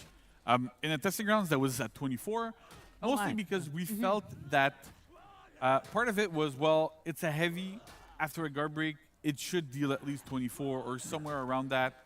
But after a lot of playtesting, we've seen players in the testing grounds, we've lowered the damage a little bit, and we've tried to giving other options to deal a little bit more damage in there, so that you still get that cool feeling, you still get those big wall splats, it still feels cool, but it's not as strong as it used to be. Gotcha.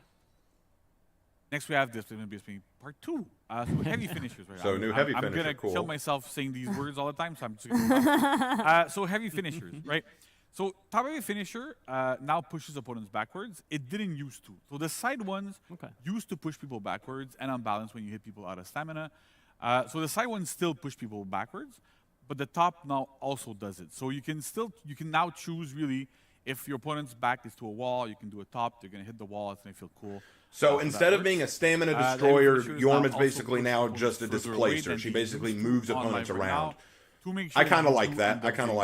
It's not that I disliked her as a stamina eater, but as a stamina eater, it became very difficult to fight her because you need stamina to fight her, and so it became very difficult to fight a Yorm because you're basically giving her strength the more you try to fight her. So this makes it a little bit more of a matter of she's having to control the fight, you're having to think about the best way to counter. So I like that a bit limited better. a little bit. But in this case, these attacks do not land as often. They're never really guaranteed. So it's different. So we can keep the damage a little bit higher and get the follow-ups stay a little bit higher as well because they're more situational. Nice. That's really cool. And animation-wise, like a... That was such a big one. Like it looks good. It was almost a redoing of a character. Like there's gonna be more stuff coming, but yeah, we had from TG and even like from integration right now, like coming live. We still rework animation. We went back to reshoot some stuff that was changed from the TG. It's so crazy. Yeah, from the garbage, I remember when we were doing the first testing grounds, we had a specific animation for the top one. Yeah, and we changed. We weren't happy with the way it looked, right?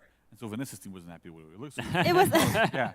No, but it has to serve a gameplay purpose, but it still has to look cool and make sense. And I think it wasn't like really making it, and I think even player noticed as well. It wasn't like that great, but we kind of knew in advance, so we went back to mocap and redid it. I mean, this one, the new one is. Yeah, well, respect. I think that this is a good change to Yorm. I like what they're doing here. Next up, we have part more? Okay. Of the thing I won't read anymore. So heavy openers, right? Yeah. So we've done some damage changes to the heavy openers as well. So top now deals 22, side now deals 20. So they've nerfed some of the damage, but sped up the top heavy. Okay. And we've also sped up the top now because it doesn't need to be 900 if it doesn't deal 27. So again, this is to lower the potential damage that you get off of wall splats. Usually, that heavy is the best option. Right. So with the slightly lower damage, you still deal like more damage than usual off of a guard break, for example. But you're gonna deal 34. You're not gonna deal like around 50 damage, right? Oh, I mean, yeah, that makes sense. Yeah, that's fair. Yeah, I know. But at the same time, it has to be fun for the player that get knocked. Exactly. That's true. Right? It has to be fun for everybody. Yeah. So we want to make sure that things work here. So that's kind of interesting there. All right. So now I got a new move. Ouroboros Might. So we've all right. added another new move to our friend Yorm, which is called Ouroboros Might. So you press light plus heavy attack during chains. Basically, this is one attack input if you know how to play the game. The attack is 800 milliseconds, so it's kind of slow, kind of the speed of most heavies. Deals 24 damage and costs 12 stamina. It can be feinted. It can be performed after any attack except itself. Venomous Sting, which is the heavy after guard break, or Hammer Slam, because you go back to neutral there, so it kind of chain. It also initiates chain, so you can kind of use it as a chain reset. You can use it after like light finishers, heavy finishers, to do that move, then go back into those finishers, so it feels really, really cool. And it also gains uninterruptible stance at 100 ms. So the idea here is that we really, really wanted to have a way for Yorm to have much, much, much better flow. So it looks like she has the ability to perform a zone mid-chain, and the zone has uninterruptible stance. It can be feinted. Oriented. It's not unblockable, thank the Lord. You can actually use in group fights. those heavy finishers have massive. Okay, so this allows her to get in more people. mix-ups Right. and So allows her you can go to and keep her go chains nuts and going a like little bit zone longer damage. rather than just going the 1-2 kind of style that she's had. Right. You get So armor she can too, have so the it's potential for an way hard to infinite get chain people if to she peel uses off this, of you. which I don't have a It's problem super, with that. super cool. It also looks like And the it's a zone really can't different move as well. Vanessa, displace. if you wanna talk Yeah, through it. just the flow. Just It the does fact 24 that it goes damage, through in but the costs back. 12 Yeah. stamina. It's Okay. really fun. I remember when because for zone, it always depends. Like, we are on the animation team a little bit more free in terms of like on which side we're gonna do the zone. Yeah. Of course, we check on previous like the zone itself, but also like all the other move, which one makes sense. So I remember doing that one from the other stance, and it wasn't like Yeah, it as didn't flowy. feel as good, Yeah, yeah. so we stuck with that one, and yeah, it looks cool. It does This look one good. is fun. Yeah, Yeah. Nice. All right. So other flow improvements. So Jotun Gift, which is the, if I remember correctly, it's the light attack after guard break. So that one deals now deals 10 health damage instead of dealing a bunch of stamina damage, right? Gotcha. So the idea now is that if you want to get 24-ish damage off of a guard break, you can do guard break light. The second light afterwards is guaranteed. So you get about the same amount of damage as you used to get off of a guard break beforehand. But it really, really helps with being able to, like, okay, so if I want to deal Okay, so Jotun's more Gift does damage, 10 I damage, do, like, all right? if I want a wall spot potentially because there's a wall nearby or whatever, I'm going to do my heavies, wall spot people, and go into it.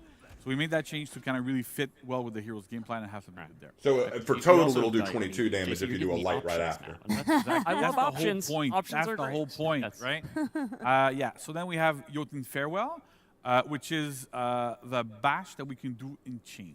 Nice. So we have a brand new animation for this that we're going to poke one? Yes. again. That's kind of like On the kneecap. yeah, like Oh. hit the kneecaps really hard. So good. It always unbalances opponents on hit.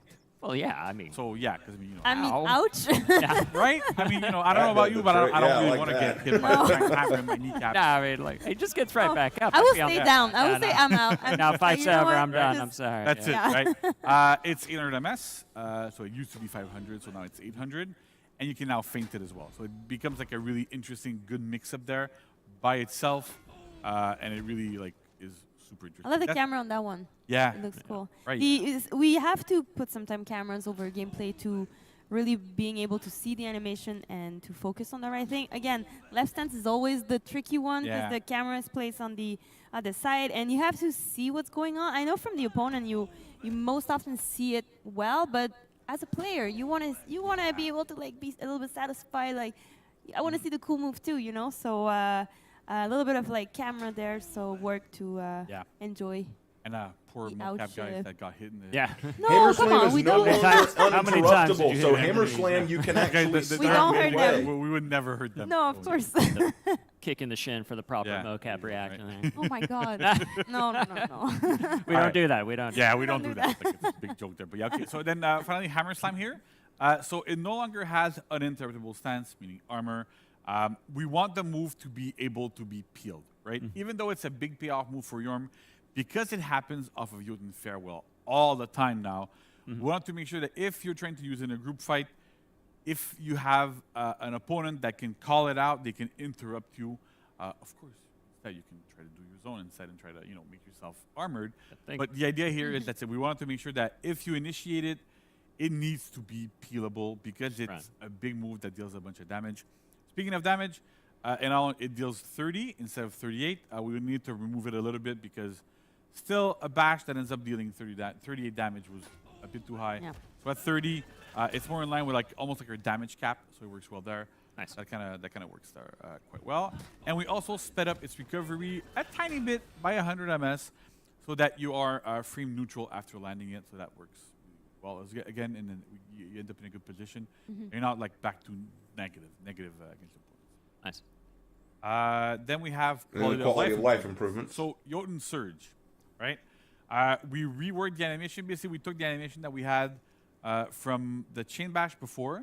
We put it on front dodge guard break instead of being hold back and guard break. Oh, okay. I will hold down and guard break. So the neutral one, like holding down and guard break, it kind of works in some situations, but it almost just acted as a reaction check, right? So if you're above a threshold, it's completely useless against you. And if you're below that threshold, it's extremely strong. And so we're trying to move away from those in certain situations. Afira has it, for example, but it's way slower. You have time to react to seeing the orange and be able to do stuff. Yeah. In this case, because it's skirting those reactions, we're not super comfortable with those, and we're moving away from them. So we put it off a front dodge. It's 500 ms now instead of being 6, and it no longer chains on miss. So we wanted to make sure that it doesn't chain on miss here so that it's always punishable properly. And because Yorm has a bunch of other options as well, Yorm's lights are still enhanced, so you can still try to open up people a little bit more. And we're keeping an eye on a lot of these things to make sure that, okay, well, is this proper or not? Do we need to make it chain on miss? If we need to, we're doing a lot of balance changes. Like, all the time, yeah. So, like, if things end up happening, I want people to make sure that we're always keeping an eye on these things. We've been doing a lot of changes these days. And so this is kind of one of those things. Yeah, those changes are not necessarily set in stone. Like in the future, because I mean, this game has been evolving. We're a live game, so we. Yeah, exactly. So we've also reworked the animation for the light opener. Yeah, I knew that they were changing the light animation. I know some players were not like, oh yeah, they needed it. They felt really unique. Yeah. Yeah, it looks a lot better. That genuinely looks a lot better. Especially at top level, we have some players that are able to react to animations, not only indicators but animations. And I'm sure a lot of reviewers are going, yeah, I can do that. Well, if you could do it, the problem was that because Yorm's lights were so unique, you could parry them on reaction by going, oh, this is the movement the attack is doing. Clearly, it's a light auto parry, right? Yeah. You have to have good reflexes there, but that's kind of how it worked. It's always a challenge when we design them, right? Because we know like opener is something everybody has, but we don't want that to happen, but we want them to make them unique. So it's always like a little bit tricky. And I feel like with this one, we were like happy the first time around. But and it's important I'm happy with that one. We reshot these. I remember people saying, "Yeah, these are reused. These are." Oh my God! Yes. I'm glad with these. These are fine. Yes, I don't have any problem with these. I know you guys are like trying to see like, oh, this one is reused from this one, but it's new mocap, and sometime we have to retweak some animation to make it work. So it has to work for gameplay. That's the main goal for this animation. Those animations exist for a purpose, gameplay. And after that, they have to be cool, of course, fit the characters, all of that. So it's kind of like a balance in the animation itself to fit the game design. But we cannot like do just an animation because it's cool and just like, oh, geez, I don't care about you. I'm not gonna do that. I mean, it has to make sense. Yeah, and that's part of why like we love working with our animation team. Yeah. Like even though what we see. Even though what? No, I mean, even though what players see is what your animations end up being. We're always super flexible and able to talk to each other and go, look, like we need to have this type of gameplay. Exactly. So how can we work together to get those animations to work? And the openers are always it's the openers. It's the starting point, and they have a bunch of transition, like way to transition to another move. So it's a lot of work. It's a lot of work. I'm telling you, it's a lot of work. Yeah. It was a lot of work. I guarantee. I'm sure that y'all sunk tons of time into this Jormungandr rework, and I like it. It shows. I think that they did a good job here. I really do like this rework. I think it's going to make people love Jormungandr again. So I'm very happy with that. Oh, more. Okay. Light finishers are no longer undodgeable. Okay. Yeah. So light finishers, they're no longer undodgeable. So they used to be undodgeable because the bashing chains was 500 ms, and so we needed to have that mix-up. Right. Now, because that bashing chains now actually is feintable and it comes with its own built-in mix-up, they no longer need to be undodgeable. And so we did that. Okay, I like the fact that the secondary light is no longer undodgeable. That always annoyed me. Because lots of Yorms would just heavy than light or punch than light and then just constantly just undodgeable hit you. And I'm not a god at deflecting or parrying, so I always fell for those, which was very annoying. Give me a second, guys. Keep watching. I need to grab a drink real fast. I'll be right back. And make the character more readable, right? Because at some point, we don't want things to end up looking like a Christmas tree and having like everything light up all the time, you know?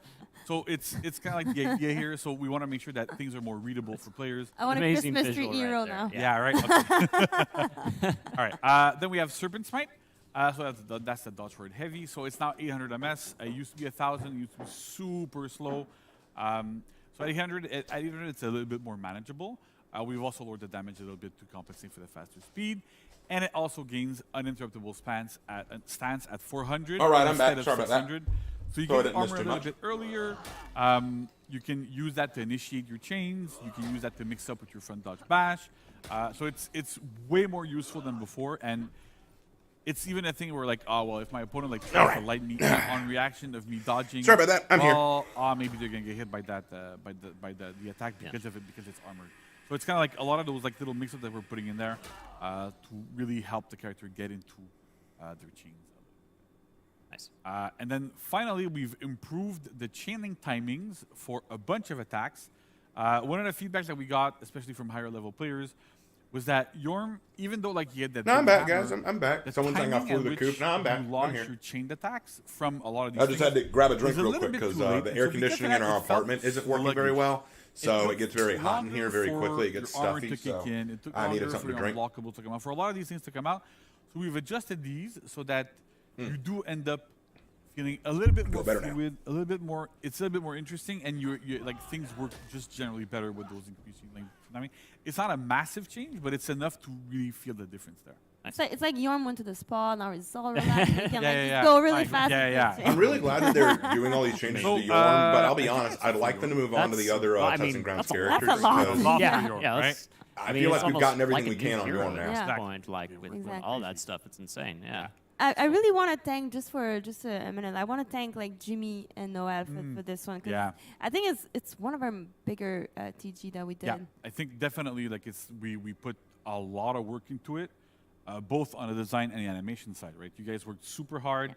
We worked super hard. Went to mocap, did all these things. Yes. And it's amazing. So the people that worked. I'm on glad it, to see that they went great into all job. this effort. Like, I'm really And I glad. think we're Like, gonna put it's it clear together that they that's put a lot lot more of time and interesting energy than and effort into this, not to Not mention that your money. old Yorm wasn't And fun, so I'm like, glad to see like, that they you still had took that the big problem thing that of, was yeah, Yorm it's and a fixed it. hammer, I'm going to do stuff.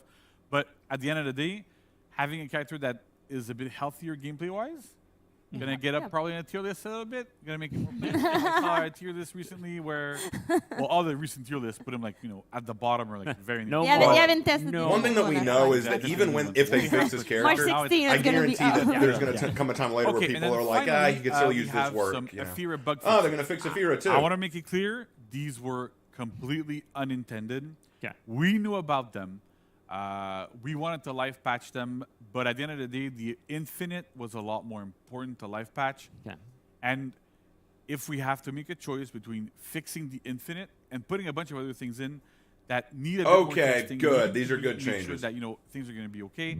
Then we'd rather delay it a little bit. We know it felt bad. They've for made it a players. little easier for you to guard I'd rather have swap them and now also dodge than not Aphira's have them kick. at all. So what was So happening was these Freeze were pointed this out that if you definitely- were I know people were like, holding "Oh, your yeah, that's guard intended." No, up these were intended. and then switch to the side to do your dodge attack, So to first do of all, your dodge from guarantee Aphira's which is kick, our you first- couldn't dodge because no it longer was too slow. guarantees So now they've comment, made it that you can still dodge we regardless. So didn't want good. to do That's feat good. one, That's very good. 500 MS from neutral into feat 3 that leads into a heavy that wall splats into more damage.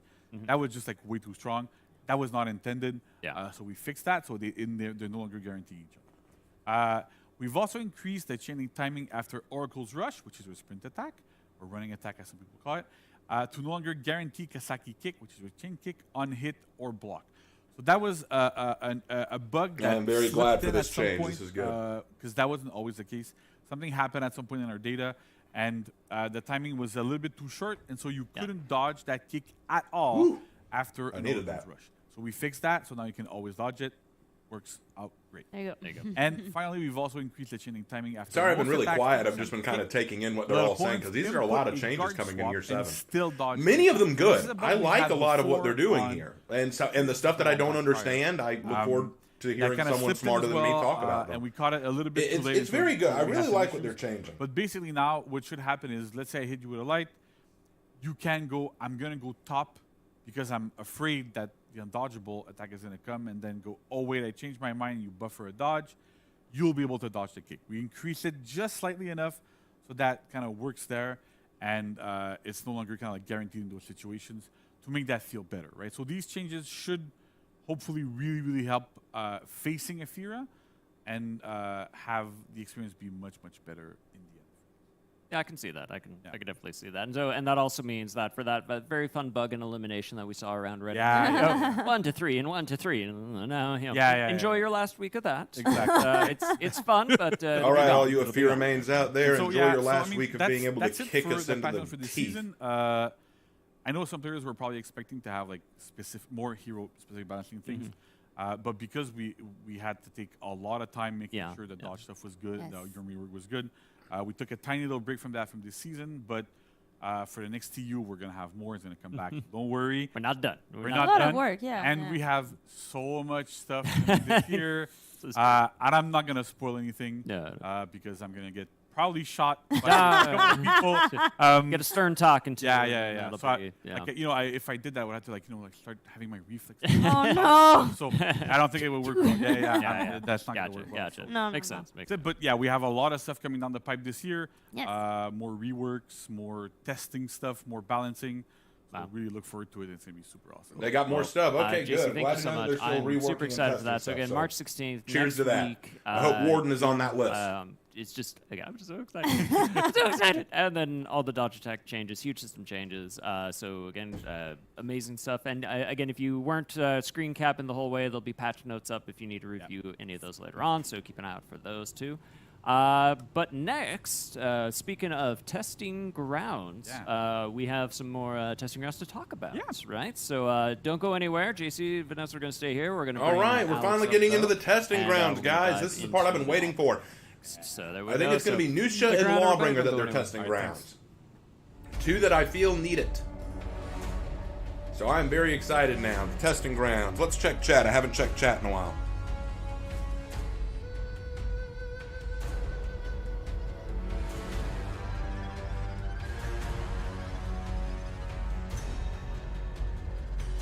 All right, looks like stuff in chat's getting a little heated. Let's relax, guys. One of the reasons I made my channel in the first place was to bring positivity to For Honor. I understand that there are people who are upset with it, who don't like the direction it's taking or don't like what it's doing. I get that, and you're free to your thoughts on that perspective. But we're here to celebrate the good stuff coming in year 7 and comment on the stuff we feel could be fixed. If all you're coming to do in my chat is talking about they should just kill the game, then you can go. I'm not going to be mean, but you can take that somewhere else, okay? Because, frankly, I think that it's silly to look at this game and say, oh, it should have died a long time ago, when they just sank tons of time, energy, and resources into reworking a character that everyone en masse was saying needed to be fixed. Do I think that there are still characters that need fixing? Yes. Do I think that there are maps that need to be made? Yes. Do I think that there are things that I'd like to see come? Absolutely. But sitting here and saying they need to take away money from this game and just kill it to make new games that have yet to exist, that's ridiculous, in my opinion. That's absolutely ridiculous, especially when there's still a very dedicated fan base for this game. So if the only reason you came to my stream was to come into the chat and say they should just kill the game already, I don't know why you came.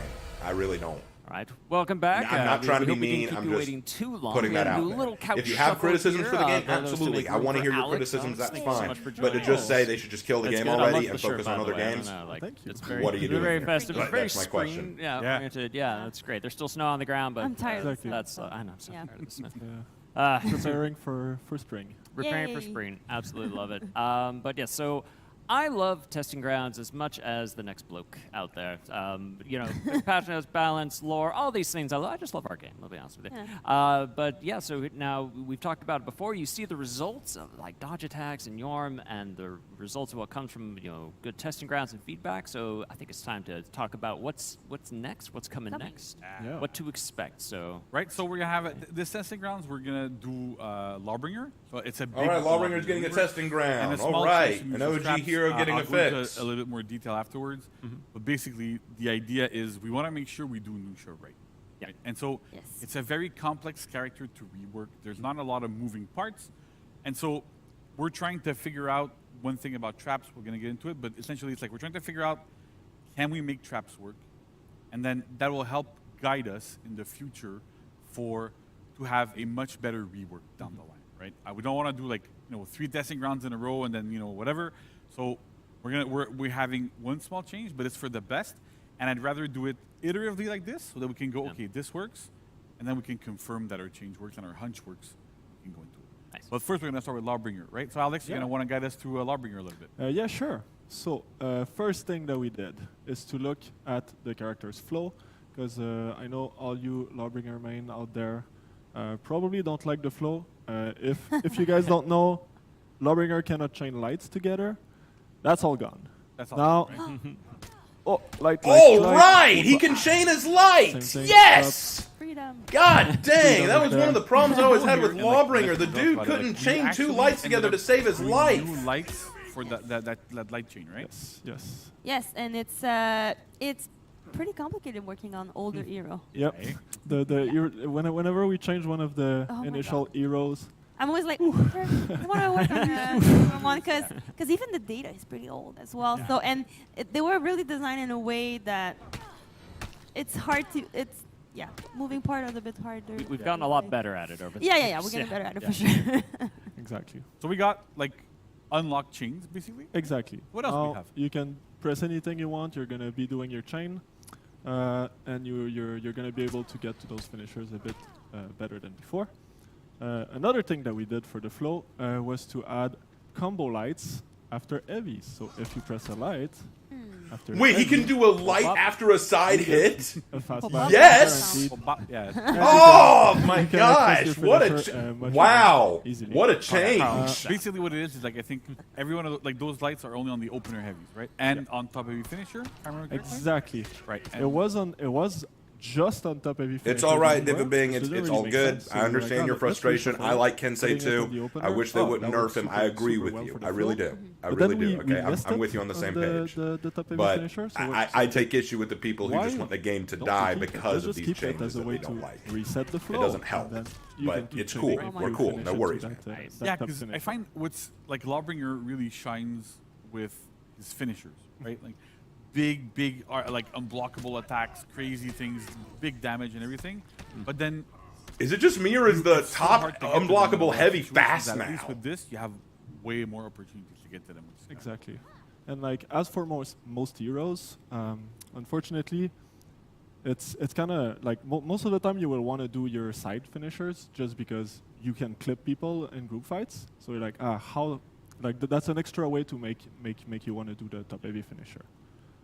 Then the other thing that we did, that we're like not done with the flow. Not done with the flow. We got to make it even better. So we took a look at the bash in the chain.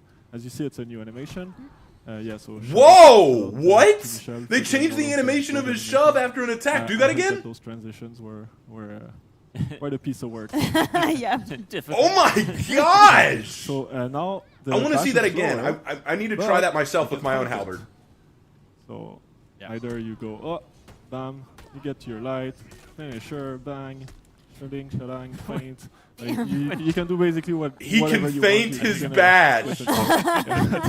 Wait, did he cancel his bash? Did he cancel it? That's super cool. Like honestly, I find that like the flow that we have there with Lawbringer is so much better, and having that bashing chains look different, right? So we want to. That's terrifying. You don't feel Lawbringer's terrifying. But at the same, you really do feel it's a different attack, and because it's feintable. Again, I think they changed the animation of the shove so that it could be seen easier, and so that way someone might try to react, and that way they could feint it and punish the reaction.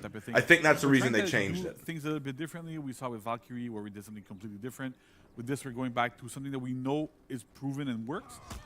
But at the same time, like heavy feint to guard break or heavy feint to parry, Lawbringer is a parry machine still. Right. So you still want to get parries off a Lawbringer, or you want to get guard breaks, because now if you do get a guard break, guess what? You get a heavy that combos with that combo light that goes back into your finishers. Oh my god! Always trying to go for it. Lawbringer. Oh my gosh, he went from being a garbage part of the night faction into a god. All right. So oh my lord. The pipe for this hero. We can take a look at long arm next, I guess. Yeah, we can take a look at long arm then. So for long arm, there's something kind of weird on live where if you do a long arm and you attack, if you don't keep chaining, you get guard broken. Now we tweak the timing a little bit more, and now you're basically always safe. So bam, I can counter guard break. Yeah. I'm safe throwing that move. So it's still the same move otherwise, same startup. can't feint it. It's a dedicated move for ganging up on someone, basically.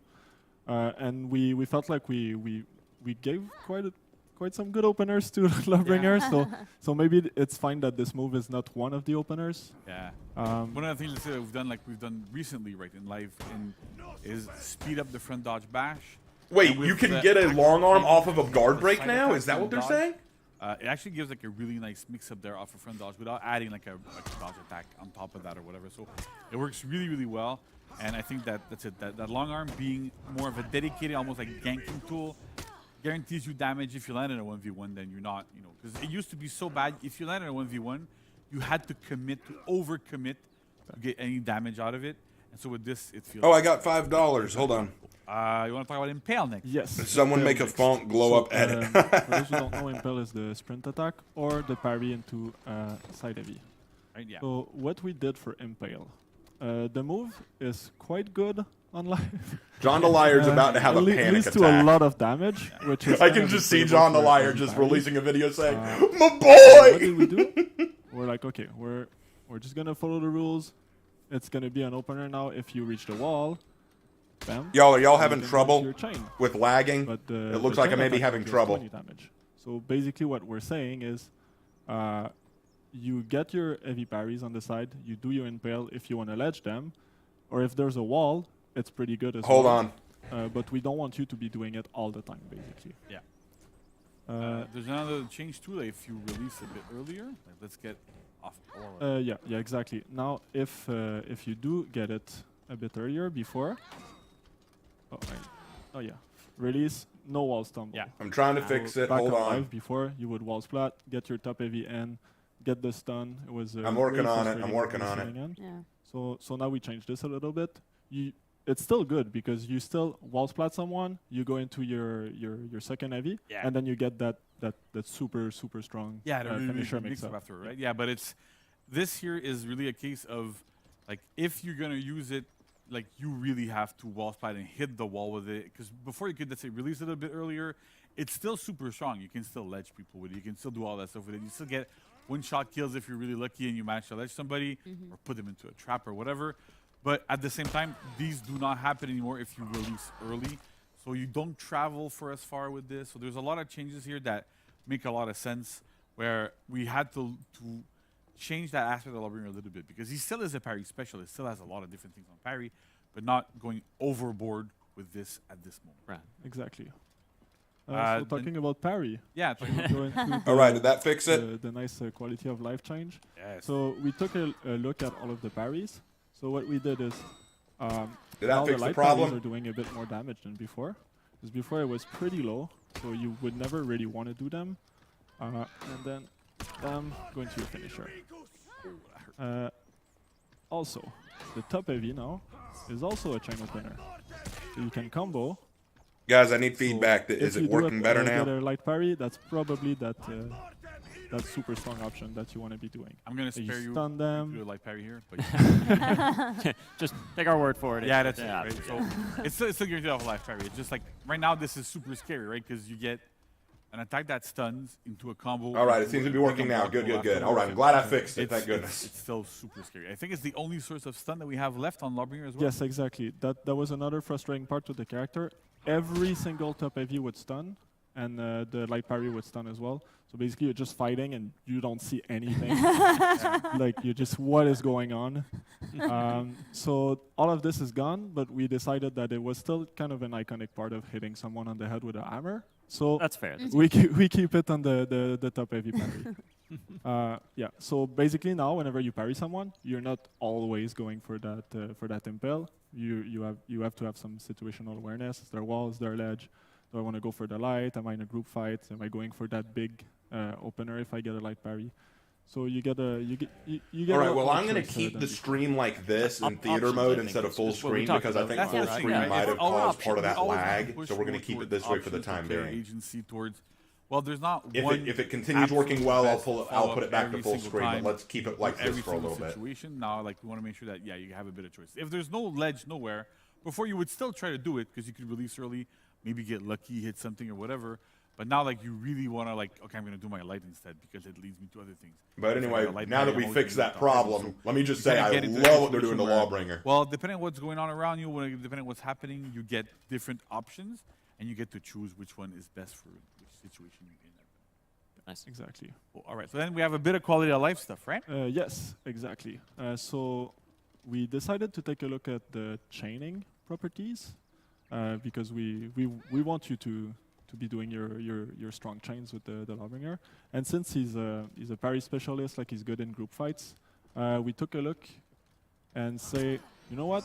Let's just do increasing properties on the chain. So now, Yep, y'all are if you right. want, He does have you hyper can armor go into properties your now. chain heavy, and as you see, there's armor on it. So that's pretty good. And then the last one, it's armor plus unblockable. Oh no, wait. Right.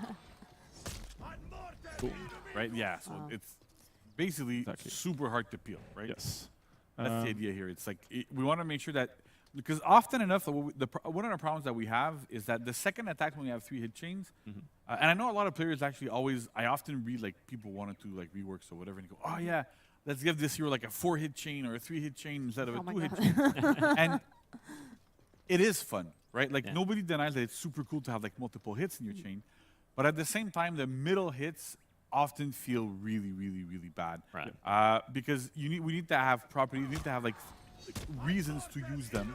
That's why often we have like shortcuts to finishers or things like that. So by having armor, at least on those on those second heavies, I always thought it was weird that Lawbringer was the most armored character in the game, and yet he had no hyper armor. So I'm glad that they're fixing that. With less chance of getting peeled, people can still bash you, of course, but you still get like in those situations where it's a lot easier to use those attack, and they actually have a much more interesting purpose than what they used to have, which was nothing. And then, well, it just felt bad. You landed a heavy, like, oh, well, I got to do a bash, because if I don't do a bash, then where am I going to go? What am I going to do? Right. So you didn't really have that option. So now, again, it's about expanding those options and making sure that people have access to more things with the heroes. Yeah, exactly. Nice. So now you have all of those cool properties. Yeah. People are going to be like, oh no, he's so strong at offense. I'm going to do some dodge attack. Oh no, he's a parry specialist. Yeah. So yeah, it's pretty cool. Yeah. So one last thing we did, right? Is enhanced lights. Yes. Right. So he has enhanced lights. I'm going to go over it a little bit. Yeah. Sure. So essentially, the hero has like on live right now, Lawbringer has enhanced lights. Only on the side. Only on the sides, right? Yeah. And so with the way that the hero has like ways to open up opponents now, I'm really bad at blocking when I'm talking. But yeah, so the way the hero was like beforehand was, well, he didn't really have openers before we did that change. Yeah. And so we had enhanced lights on the sides to make sure that, yeah, okay, where can we go?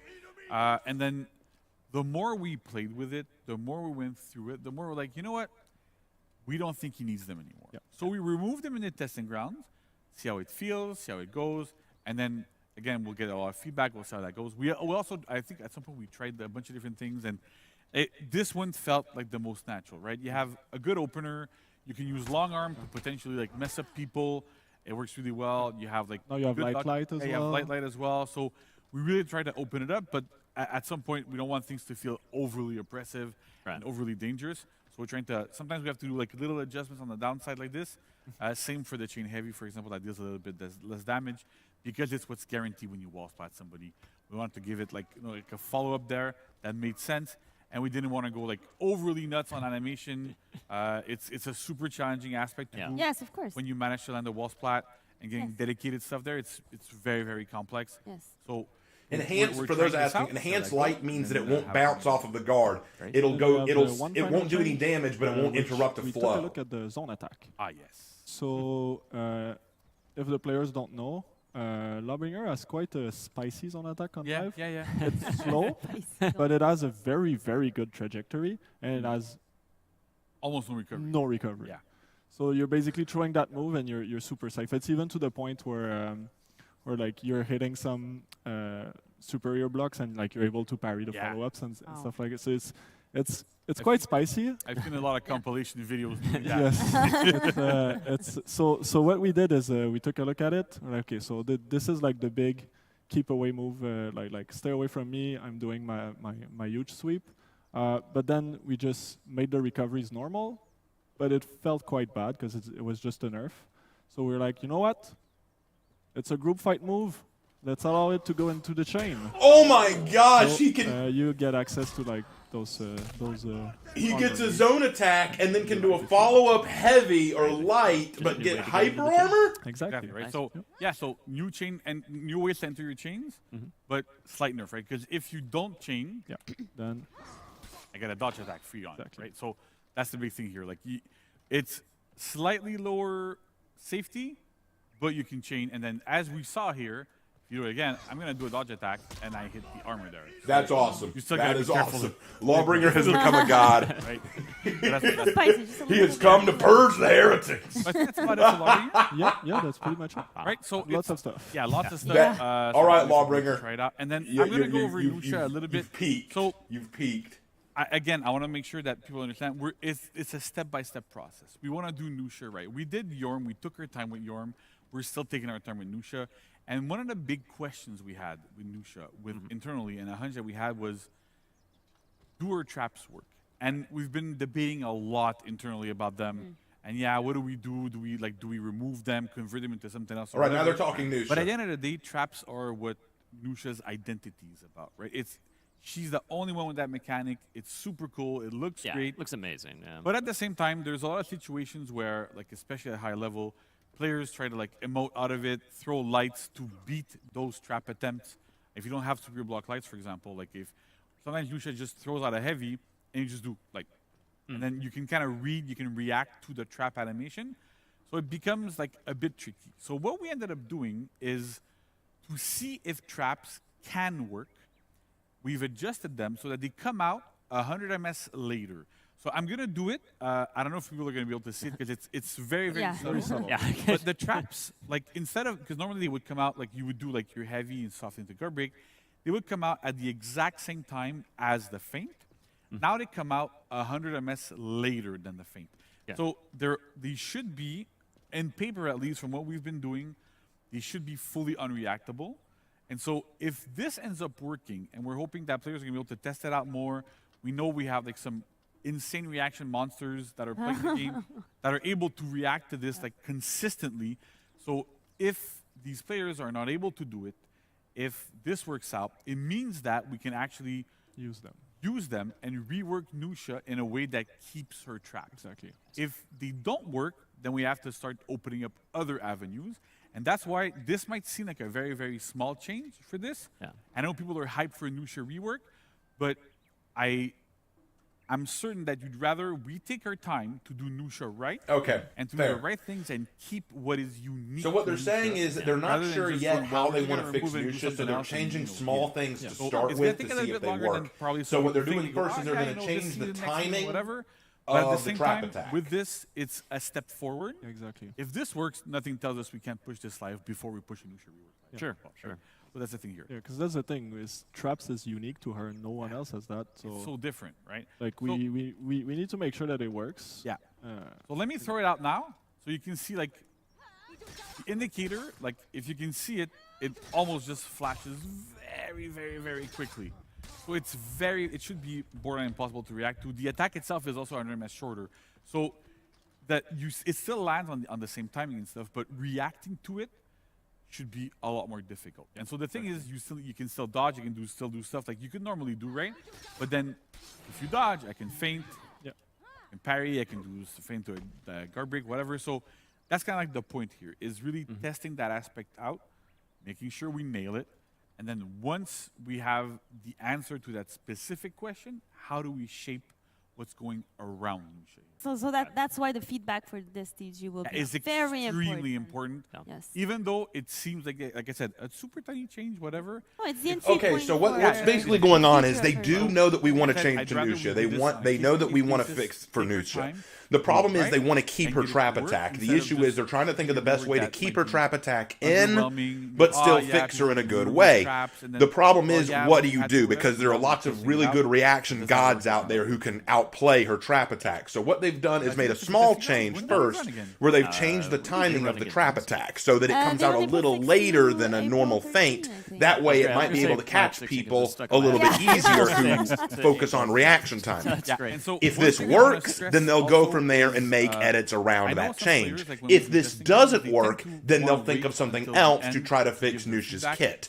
So what he basically said is, just like with Jormungandr, we're trying to take our time. We're trying to work through this step by step to figure out what will work best, rather than just throwing something at the wall and hoping it sticks.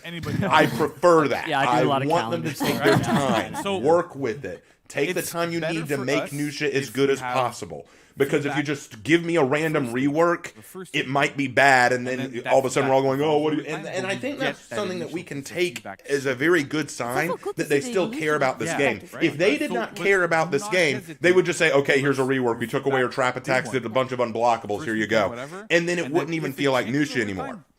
They clearly want to make a character that sticks to the motif that she was brought out with, but still make her work. So yes, please, I have no problem with you taking your time and starting out with small changes to see what works best. That is totally understandable, and I like that you're doing that. It's a sign that you care about the character, you care about the community, and you care about doing what's best for the game. This is good. I am very pleased with that. So please, let us know. Start with a small change, and I hope that once we get feedback on that small change, we'll see where Nusha is headed for the future. So this is fine with me. Exactly. So yes, I'm good with that. That's incredible. So so thank you both very much, Alex. All the changes to Lawbringer are looking really great. Very cool. Just an entire suit of armor encasing all the justice in For Honor. So again, he's going to bring justice to the injustice of this season. So I love it. See, we're going to keep tying it back to everybody. It's going to all come back to the theme of the season. And I want to just close out quickly on giving like massive props to the fight team, the animation team, like the narrative team, like the sound team, VFX guys. We've been working super hard, right? There's a lot of stuff coming in every single TU, every single season, and it's a massive group effort, and it wouldn't be possible without everybody's input. Like Alex was in charge of the Lawbringer rework, but we're all working together on it. Right. Of course. Alex was in charge of it. Noelle was in charge of the Jormungandr rework. I agree with you, Eisier of Metal. Yeah, so far, the year seems to be off to a really, really strong start. I'm very pleased with this. Really, really well. So there's a lot of things that are happening that people are working on. We're not the biggest team in the universe, but we're the best team in the universe. Yes, that's the important part. There you go. Big props to everybody. Love it. Every department we have on For Honor. It's a very special project. It's special to all of our hearts. It's a unique game. I love fighting games myself. It's something that's really big, and I'm really, really happy that we're able to work on something so unique. Year 7, who would have thought that this would reach year 7? We're good. No worries. Crazy. So I'm super thankful. That's great. And let's run it for as long as we can. Heck yeah, there we go. Awesome. Thank you so much. Couldn't have said it better myself. So again, everybody, April 6th through the 13th. Don't sleep on this one. Again, don't sleep on the Nusha thing. We need the feedback. Yeah. Lawbringer, a lot of fun stuff there. So, all right. So I will say this: I am very pleased with this testing ground. Lawbringer looks awesome. Nusha, it's a small change, but it's a change that promises bigger stuff in the future. So very well done. I'm very pleased. Guys, I'll talk more about this at the end of their stream, at the end of the Warriors Den. But can I just say how impressed I am with a lot of this? Yes, there are a few things that I'm not happy about. I'd like some new maps, absolutely. And I do feel like Warden still needs some changes, and other characters as well. But can I just say that in terms of just, not only narratively this is very creative. I like the idea that cults are popping up around these relics, so they're tying in last year with this year. That's very creative. I like the hero skin for Pirate. Looks really interesting. The story is going to be a little iffy for me. I need to read it to really understand what's going on. But that looks very good. And these changes, not only the patch notes that are being released, not only the Jormungandr rework, which looks really great, but also Lawbringer's testing ground, a Nusha rework in the works. I'm very impressed. I'm very pleased with this. And while I don't think that all of the weapon skins look great, I definitely think that some look better than others. And I also like this new game mode that they're coming up with. I hope that they do something with that more long term. I think that there's a lot there. So genuinely, guys, I'm going to say this. So far, year 7's kicking off in the right way. It's not perfect, but then again, what is, right? it's not perfect, but I have a lot of high hopes for this season, and for this year, really. So, if I think I had one major criticism for this, they keep talking about how each season has to do with a certain group facing or suffering from an injustice. So what a show! What's the injustice the Knights are suffering, really? Or are they arguing the Knights are causing the injustice? So thank you for all the guests that came to the show. I hope you guys are ready for Year 7 Sword of Injustice for the first season, Heresy. What's the date again? March 16th. March 16th. There it is, yeah. So I know you remember. So let's do a quick recap right now. So the launch of the starting next week for the new season, Areas of the Relics on March 16th. Just said it. There it is. Pirate Hero Skin Inquisitor Reaction also releasing pretty soon as well. Part 1 of the story. I think it's tomorrow. Tomorrow. Is it tomorrow For the short story. So there you go. New Battle Pass. Battle bundle as well. TG. Wait, we had so much stuff. Yeah. TG for La Boy. Lucia Traps as well. April 6 to 13. Yorm and Dodge Attack. Live. Finally, Nolan is happy with that. Super happy, yes. It's going to start again March 16. You know it by now. That's right. You know it by now. Oh, yeah. Yeah. Action-packed season launch. But we got some more. So yes. We also wanted to talk about, we mentioned it really at the beginning of the show, but we're going to share a bit more with you. We have some retrofits coming for the Aphira. So, yes, if you were a big fan of the Aphira, which I know we all are, and I know I am, and you thought she could use a bit more music in her life, well, guess what? Next week at the launch of the season, the Aphira is going to be equipped with all the Chimera Y'all are aware the instruments. Aphira's bagpipe is not sticking into her mouth, right? You're aware that that's missing her mouth by a good several inches. You can equip them and go join the band. She had to learn them. That's why. She need to take a little bit of time and learn them for it's sure. hard. 4 instruments to learn. That's a lot. Take some time. Mean, I don't know, but for sure. Whatever. But we're also bringing the parody mode, the Chimera Crew, for 10K Steel. And, maybe Nusha taught her. I think they look like besties now. This is great. Yeah, nice. so Nusha's like, I got TG coming up and teach me music, and this is my headcanon now. Okay. I'm sorry, it's broken. Okay.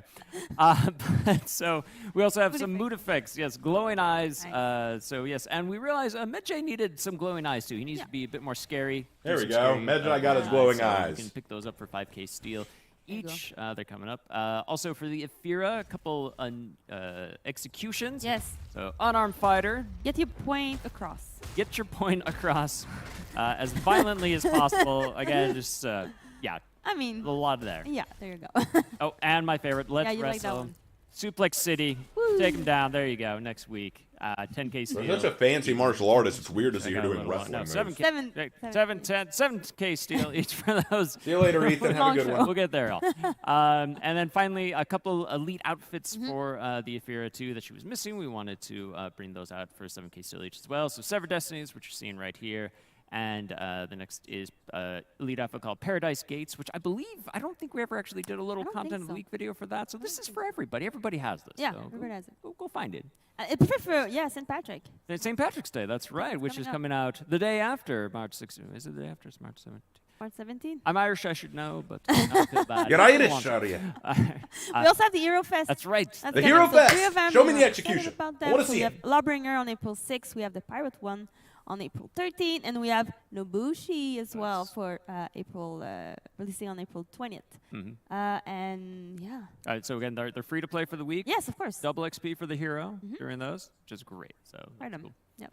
And if you like Hero Fest, well, starting today as well. Nusha was just highlighted Right, there let's see in it. the TG, so her Hero Fest starts today. And you can play her for free, and also people notice that execution. Do it again! What? You snuck it in the last one, so that's really cool. It's cool, yeah. Oh man, that we was also have good. Man, that was good. Oh, that was impressive. April 6th. The illustrator Wow. outfit Okay. Oh, what the? Whoa! Boys, what is this? For this, it looks really creepy. Okay, Super all creepy. right. You got your Plague Doctor mask, guys. The Plague Doctor mask We also is have here. the emote Most Wanted for 10K Steel. yes. So this one, we like that one because we put a little bit more like a technical stuff in it. Nolan, do you want to That's right. explain a little bit? We'll talk a little bit about this one. So you sometimes, you eagle-eyed players out there, you've seen that sometimes, hey, emotes maybe have different effects depending. Maybe you've noticed a yellow card, which was sometimes a red card. Well, this one is going to take that up a notch here. So the person on the wanted poster is actually going to be the player on the opposite team with the highest renown score. So it's going to change. You have to look it up. It'll change. Most wanted. That's exactly what it's useful. Yeah, so if you want to know who's the top scoring player on the opposite team, who you need to hunt down, just equip that and you'll always know. Yeah, so there you go. Very cool. So there's that. And also starting this weekend, well, starting tomorrow too, we have an event order, the Medic Challenge. So this one running throughout the weekend from March 10th through the 13th. So beat the faction with the most allies revived. So, equip those revive, orders. Pick me up. You'll see me on the battlefield. I'll probably be lying down dead most of the time. So please revive me. I promise to do better. Just, and then we'll contribute to the order. That's good. I like that we most also wanted have the sign. That looks really Arcade good. Quest, the Silmissa celebration. So this one is for the Marching Fire owner. This would normally be the part of the video where I just stop caring, but wow, all of what they've talked about was really good. Right now. So there you go. You can go play it up to March 16th. So after that, switch to the new season. So you're never bored. You always have something to do. There's always something. There you go. We have community spotlight video That's as right. well. We had so much fun with it last time. We're bringing it back this There you time. go. So we're going to check these out. Yes. Oh, spotlights. We've never actually. So we they're have- actually no, going we to show haven't us some yet. stuff from the community? Okay. So we actually want to surprise us. So Yes. Cool. we're going to watch this all with you. So it's called Buzzer Beater. All right. Okay. This is a duel I've been on the opposite side of plenty of times. Warmark versus Berserker I have a here. fear. Oh, see the taunting. Oh! There it is. Oh my God. Both died, but he got the kill first. Yeah. It's the win. He deserved it. Oh, that poor fool. The yeet is still.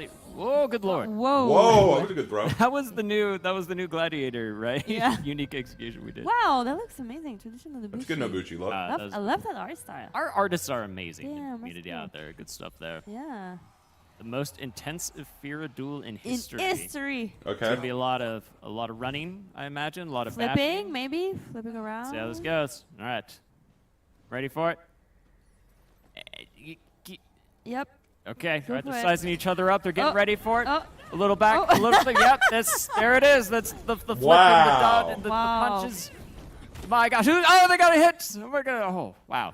And they both have you. There you go. emote. That's Wow. amazing. Oh, wow. Oh, and that's awesome. Okay. That's a good Warden art. Damn. That is cool. He I was really. so good. I love seeing like all that art stuff that people do, like the concept and all. Oh. Oh, a lot of flashing image. All right, Oh. the Mighty Honor Force. Okay. Oh, I think this one has music Oh. to it too, right? I don't know if they can hear it, but just look for this one out. There's some really fun music behind this one, I think. Wow, cool montage. Oh my god. Good editing. Whoa.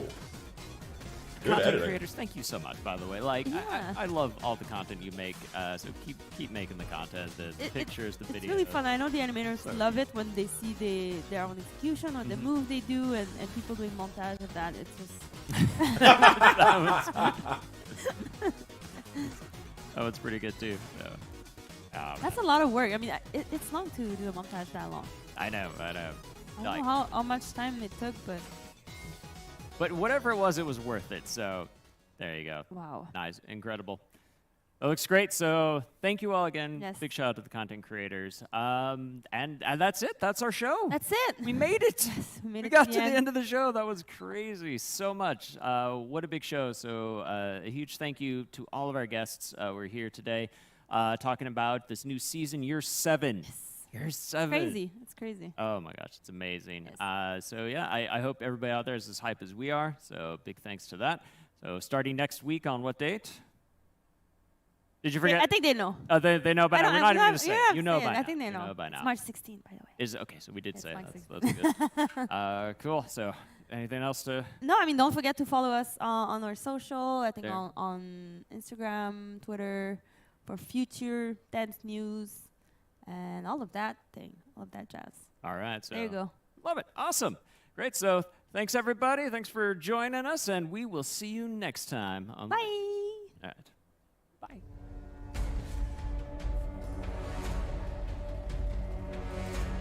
All right. Well, that about wraps everything up. So, let me go ahead and do a brief breakdown of what we saw and what I'm feeling about all that. Got a lot of catching up to do in the chat room, too. Okay, so My thoughts are as follows. This was an excellent Warriors Den live stream. I was very impressed with what we saw. What they've come out with is very unique. I like the fact that they are carrying the identity of Year 6 over into Year 7. I like that they're making the relics have purpose in Year 7, at least with Season 1, whereas it not only creates a new game mode, but it creates a motivation for the heroes. The hero skin looks pretty solid. The story is questionable, but I'm curious as to what they're going to do, so we'll have to see what their creative direction is going to be there. While I'm not a huge fan of all the Battle Pass weapons that they showed, because some of them just didn't look that interesting to me, I'm still excited for what we're going to see, because I like this idea of cults rising up around the weapons. That works very well. Cults rising up around the relics and trying to make sacrifices, and so you have an Inquisition that rises up to put that down. I'm kind of wondering where the Inquisition is founded from. I wouldn't say it's excellent, Raven Knight. Well, I would. I don't get why you want to be so pessimistic. As I was saying, so I do like what they're doing with the Lawbringer rework as well. The Lawbringer testing ground looks very cool. I'm probably going to get a nerf. I'm pretty sure that all those changes aren't going to go through. I'm pretty sure they'll at least pull back something. As for the Nucia rework, I don't mind that they're going slow with it. I think they need to go slow with it. I think it's essential that they go slow with it. Because one of the things that I'm always afraid of is I don't want them to get to the point where they just say, you know what, we want to rework this hero, just throw something at the wall, hope it sticks, hope people like it, and go forward with it. I like the fact that they're going slow and steady with it. They're trying to change one aspect of the hero to see how that fixes itself, because Nucia is this character who embodies the trap attack. The trap attack is unique to her, and it's something that only she can do. So they want to make sure that the trap attack, what they change about it is the right thing to change. So they're changing the timing of it, and if that doesn't work, then that means that then they need to change something else about Nucia to get her on par with the other heroes. If this does work, then they can continue to work in that direction. So it's going to determine a lot of things. I'm very curious to see where they go with that. The Yorm rework looks great. I'm not the biggest Yorm player, but the Yorm rework looks really good. I'm pleased with it. I can't wait to try it out. I can't wait to play it again. Looks like she's going to be a very solid hero. To be honest, I struggled anyway against current Yorm. Like, I'm not the best player, so I struggle against current Yorm as it is. So the new Yorm, I'm not even sure how I'm going to play against that, but I'm really looking forward to it. So excited for that. The whole theme about heresy. I'm going to do a video sometime in the future, but probably after the season comes out, talking about the Inquisition and about heresy. Because I think, thanks to Warhammer 40k and Plague Doctor memes and stuff like that, people have a weird idea of what the Inquisition is about. And I want to talk about the actual Inquisition. I want to talk about what that actually was, what they actually did, why it was founded, and why we have the jokes we do about them today. Because I think that will tie into what this new season is going to be all about. Now, my predictions going forward. If the whole idea of this season is about injustices, then I can guess that the new hero skins and the new heroes are either going to be in response to the injustices or going to be the ones causing the injustice. In fact, that leads me to one criticism I do have that kind of bothers me. If the whole idea is that each season is going to be about a specific faction facing an injustice, how is this the Knights' injustice? That's my question. Are the Knights the ones that are facing the injustice, or are they the ones causing the injustice? Is the idea that the Knights are the ones behind the Inquisition? Well, that seems silly, considering a pirate is the one leading the Inquisition. Or is it the Knights that are suffering from the Inquisition? Are they the ones suffering? Like, what is it that the Knights are suffering exactly? Is it because I guess, if I wanted to be really pessimistic, if I really wanted to be cynical here, then I guess the idea is that because the Inquisition is mostly a European thing, a medieval European thing, then maybe they're saying that, well, this is a knight thing. This is what the knights did historically. The knights started the Inquisition. Therefore, they're the ones causing all this suffering. That may be where they're coming from with that.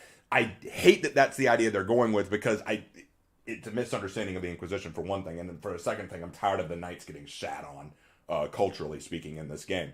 They constantly make the knights the bad guys, the edgelords, the dark side. Like, they're always making the knights the objective bad guys. I think the last good guy knight that we had in the lore was Ramiel, and I'm kind of like, come on, damn it, can't we get some good knights for a change? Not all these dark, evil motherfuckers. But that's beside the point. Besides, it's not that big of a deal at the end of the day. Most people don't care about the lore anyway. And besides, once I actually see the short story and the lore behind it and I understand where they're going with it, I'll be able to answer it a little bit better. I also think it's funny that Yin Chen, I think that's the name of the Inquisitor, I think it's interesting that she is so gung-ho about, like, apparently she was part of the Inquisition, got very upset, and my guess is that she killed a child, or she saw children who were killed along with all the actual heretics, and she became upset and dejected, and she pulled a, what was his name? That dude from Assassin's Creed, Rogue, the Irish one, whatever his name, I don't remember his name off the top of my head, but the whole idea, you made me slaughter innocents, that kind of thing, and that's why she's turning on everybody. Everybody's her enemy, both the heretics and the Inquisition. I think that's kind of silly to me, because if you join the Inquisition and rose up in its ranks, you know what the Inquisition's about. I also don't like the idea that that the Inquisition just wipes out everyone. That's not how the Inquisition worked. The Inquisition did not just destroy whole towns. The only reason an Inquisition of purge would destroy a town is if the whole town were practicing a heresy. That's the only reason they would do that, but that's beside the point. Yeah, Shay Cormac, that's the one, Shay Cormac, yeah. So yeah, that's my stance on that. But, I mean, her design looks really neat. I like that. And I'm very interested to see what comes. They've got some really cool ideas. Now, a couple of announcements that I'm going to make first and foremost. Because Nusha's Hero Fest has come out, I will work on the Hero Fest execution review videos, like I always do whenever all 4 are out. I also will be releasing sometime today, hopefully by the end of the day, I'll release a breakdown video of all the minor points that we see throughout the video for those who want a breakdown of what they saw. However, I am not an expert on the mechanics aspect, so I would wait for Freeze to release his video, or John DeLire, or Marco Yolo, or whoever you like best to talk about that kind of stuff. I'm not the person to talk to about that kind of stuff. I can only tell you what I think looks neat and what parts of the cultural, historical aspects you can appreciate.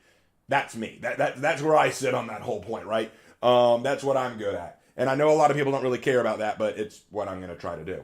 So anyway, let's see. We've been at this for over 3 hours, almost 3.5 hours, and I haven't even eaten lunch. I'm very hungry.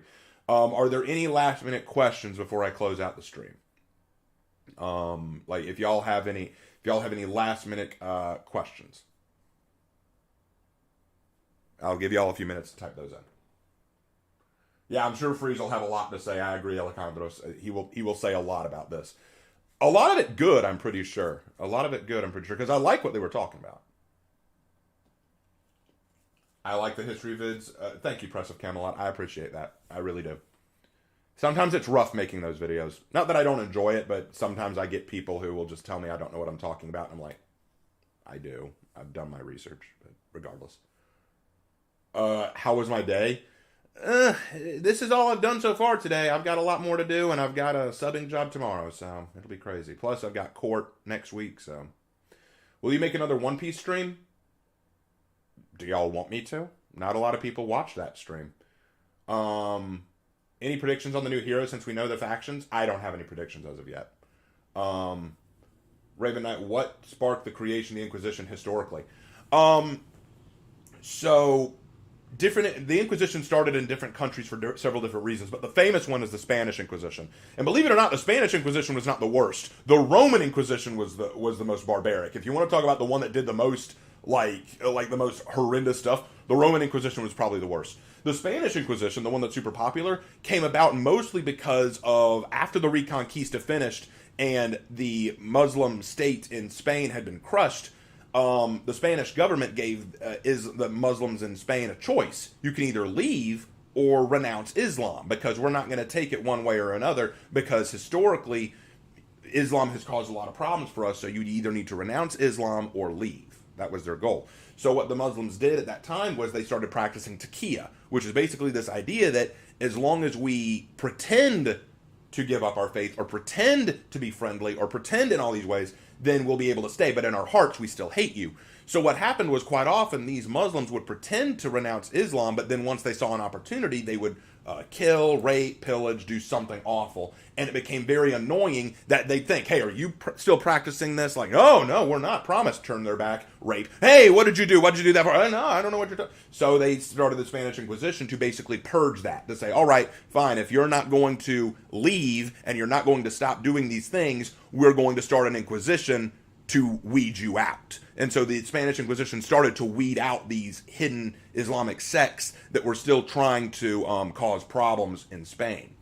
And this would continue throughout a lot of European areas because the Inquisition was being used to weed out these people who were practicing other faiths or heresies within the European area. In Rome, it was absolutely horrifying. Now, many people like to think that the Spanish Inquisition specifically targeted Jews. That was not the case. They specifically targeted Muslims, but Jews often got caught up in that because Judaism was very sympathetic to Islam at the time, because the Jews at the time saw themselves as an oppressed, victimized group, and they saw that in the Muslims as well, so they kind of came together and tried to help each other, which ended up having the Spanish Inquisition come down on the Jews as well.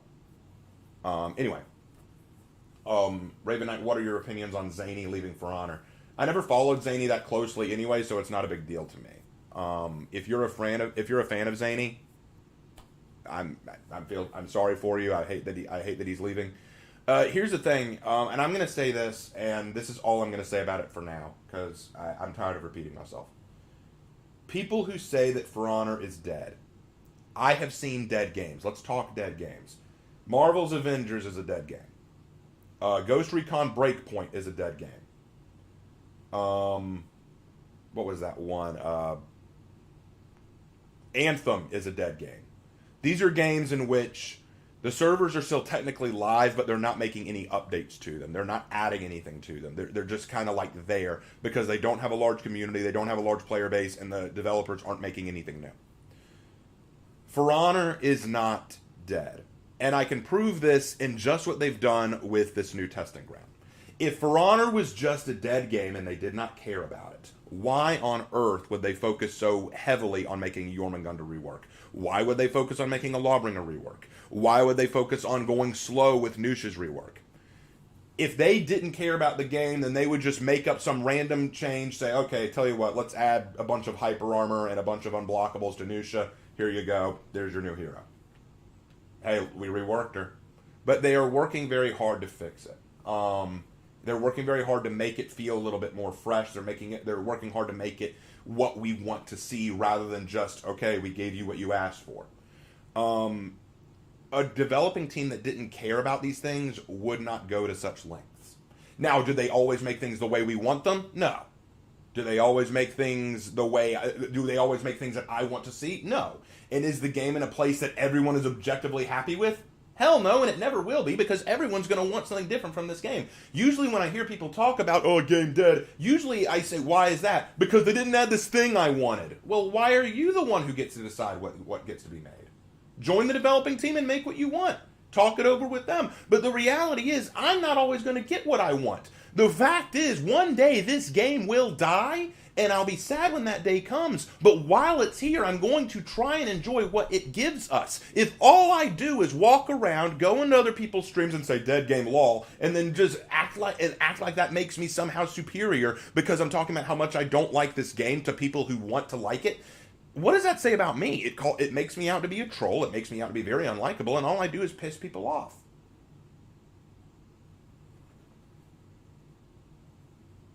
So, my point is this. For Honor's not dead. Is it in a place where everyone will be happy with? No. But it's in a better place now than it was for a long time. And I like it. I like what they've done. I like what they're doing. I like where it's going. Is it the most popular game out there? No. I don't think it ever will be. Because I think it's a niche game that appeals to a certain kind of taste and audience. But I do not like this habit of people, and this isn't just with For Honor, it's with any game, this habit of people going into streams or going into stuff like that and just saying, dead game lol, stop playing the game, stop wasting money on it. I would say, if they should stop wasting money on this game, you should stop wasting your time by talking about the game. If you want to see this game die that badly, stop talking about it. I just don't care. I made my channel because I was tired of it. Y'all I've mentioned this before. People say, what made you start this channel? I started it because before I had my YouTube channel, I wanted to see more For Honor content creators making, like, positive content, but all I saw was negativity. People saying, this game is so bad, it's so terrible, I hate it, I hate this game, it's so terrible, I don't want anything to do with it anymore, I'm leaving it. And I was like, but there's so much good in it. There's so much potential. So I made my channel with the hope of sharing the things I loved about the game. Will I criticize the game? Yes, of course. I've criticized the game before when it made bad moves. I criticized last season heavily for its horrible narrative. I criticized Ephira. I criticized Ravier. I've criticized the Horkos and Chimera War. I'm willing to criticize where it's bad, but I'm not going to sit here and just say bad, bad, bad, bad, like an automaton, even when there are clearly things in it that are good. So why should I sit here and say, oh, game dead? I'm not going to say that everything's perfect, but I'm also not going to say that everything should die. Thank you for the 25 MX. I don't know what currency that is, but I appreciate it. Thank you for spitting out facts, Raven. I appreciate the donation. Truly, I appreciate that. So here's the thing. I don't mean ill will to people who don't like the game. I have friends who can't stay in this game. My cousins can't stay in this game. I tried playing it with them. They didn't like it. But they prefer shooting games anyway. They prefer first-person shooters. That's their style of game. So this game isn't going to appeal to everyone, nor would I want it to. I don't think every game should appeal to every person, because then that makes the game less unique to me. If a game could appeal to every single person in the entire world, I feel like that would make it kind of bland after a while.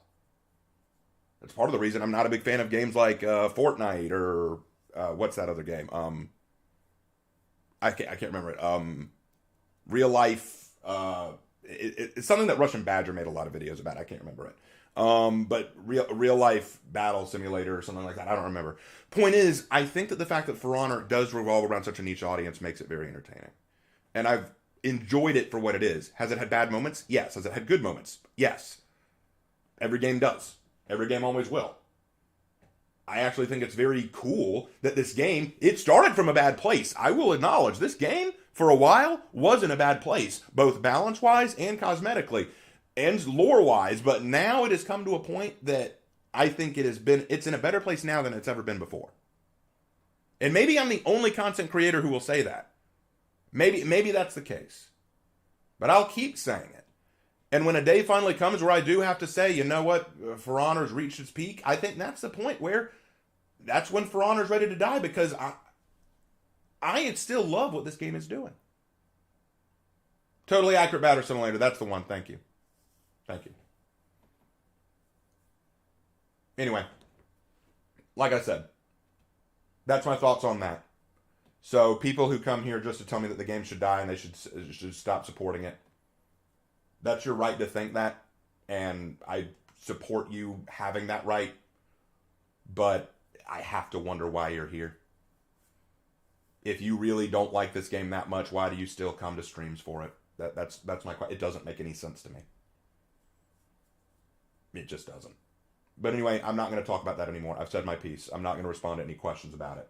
And I am very hungry, so I'll take 3 more questions and then I'm going to go. Hey Raven, what characteristic, fallen student, betrayed master, last one, and have a good day, see ya. I don't know what that means, but thank you anyway, have a good day. Why are they doing a couple of armor variations per season and not all of them? I think it's because of all the characters that they have right now. They need to focus on certain characters at different points in the season. Because they've got a lot of characters now. It may be easier just to release a handful at a time rather than all of them at once.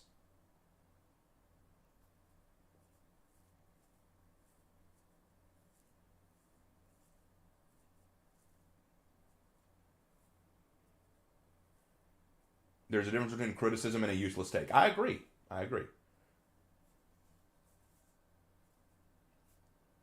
right. 2 more questions, and then I'm going to call it. So if you have any more questions, now's the time.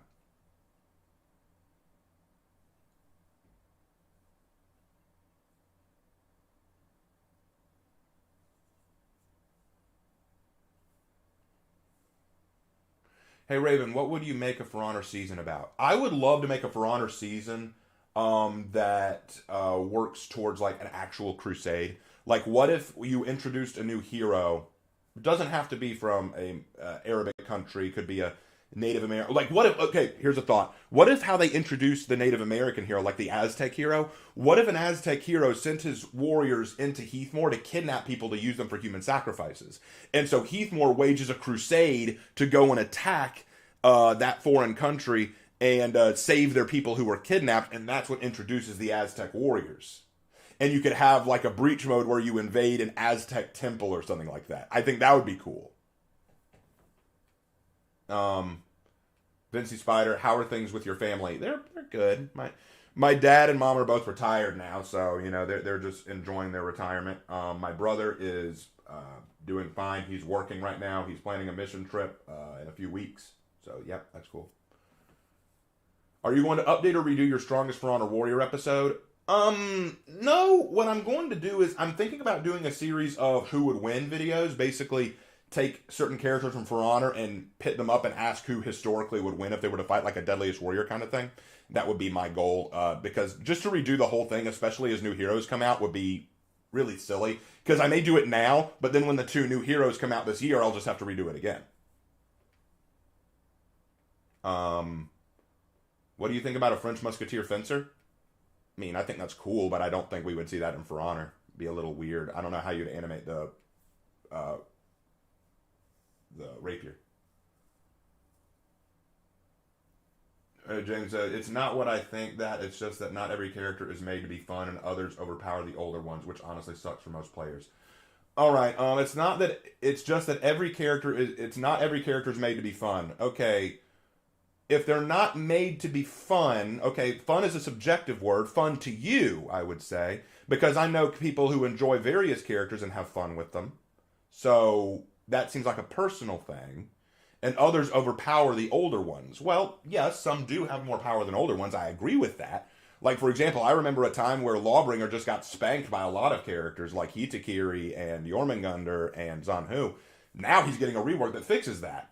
And you say, which honestly sucks for most players. I agree. There are lots of instances where players get a shitty deal because of those kind of situations. But again, that's where I see things like earlier in the stream, someone was arguing that they don't update OG characters. And then literally 15 minutes later, they're talking about Lawbringer's update, which everyone is very happy about.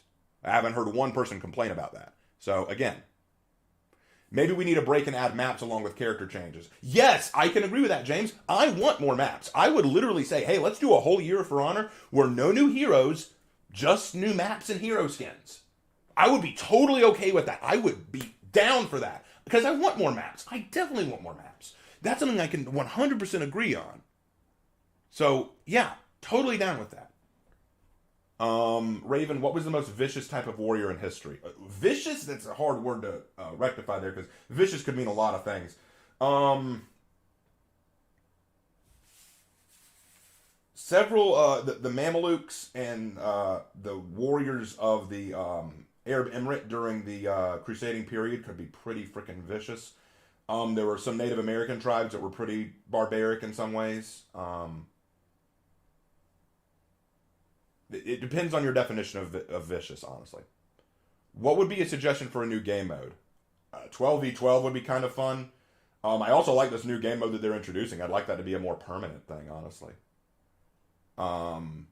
Raven Knight, you just have to keep moving forward no matter what nerf or buff comes along. I do, you know, and even when there's a change that I don't like, and there have been plenty of changes I don't like, I still like to at least try to be optimistic about it.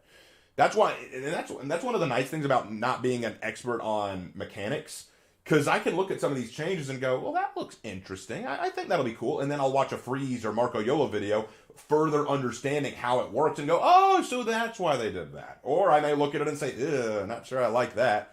But then I try to work with it. Like when Pirate came out. I don't think anyone liked Pirate when she came out. But I tried to see the optimistic side. I tried to see the positive. I tried to say, oh, well, she may not work mechanically, but I like the idea of her. I like the concept of her that was created. So, hey, to each their own. We should really go on to just have a Three Kingdoms based event with a Zhang Jun skin being Lu Bu would be amazing with Wulin. That would be awesome! I would love some more Wulin maps. I would love some more Wulin love. I want a whole season, maybe even a whole year, just dedicated to the Wulin, because I feel like they've been so ignored. So I definitely agree with that, for sure. We need some more love for the Wulin. I definitely agree with that. I felt so robbed last season when we didn't get a Wulin hero skin and it just felt like a Crusade thing. So yeah, no, I agree with that. I want some Wulin love for sure. The devs have mentioned that new editions start development 1 to 2 years before the release. Now that we've mostly gotten out of COVID effects, we can expect more than just 2 heroes. That's my hope. I really do hope that they decide to move forward. Wait, but here's the thing. I don't want new heroes as much as I want new maps. New heroes are cool, don't get me wrong, but I want more maps. Because I feel like after playing the same maps over and over and over again, I'd like to see some new maps and stuff. But that's just me. Anyway, that's probably all the time I have for right now. We've almost gone into this for 4 hours, and I need to eat something before I start editing videos and working on a summary video. So before we go, I want to thank all of you for coming to my stream. I want to thank all of you for coming to watch my videos. It means the world to me that you do. I really am grateful to have such an awesome community. If you want to help me continue to make videos for the channel on a regular basis, please consider supporting the channel by purchasing merchandise on the Teespring store, going to my Patreon and becoming a patron, watching the ads on my videos, subscribing to the channel, and the super chats always help as well. I will again remind you that starting at the end of the month of March, I will be doing long-term teaching at the local high school. So I will be very busy and very unavailable for the majority of the time that I'm working. So that means that videos will be coming a little less frequently. That's just something that I can't avoid. But I will try to update as often as I can. You can expect a summary video coming out sometime today about this stream and about what they said, and you can expect a review of all 4 of the new Hero Fest executions coming out, which I'll be talking about. Very excited for what's coming, guys. This was a really awesome stream. I hope you guys enjoyed it as much as I did, and if you didn't, I hope that when everything comes out, you will have fun with it, like I'm having fun with it. Okay. That's where I'm going to end it. I'm hungry. I'm going to get some lunch. Thank you guys so much. And as always, I will see you in my next video. Take care.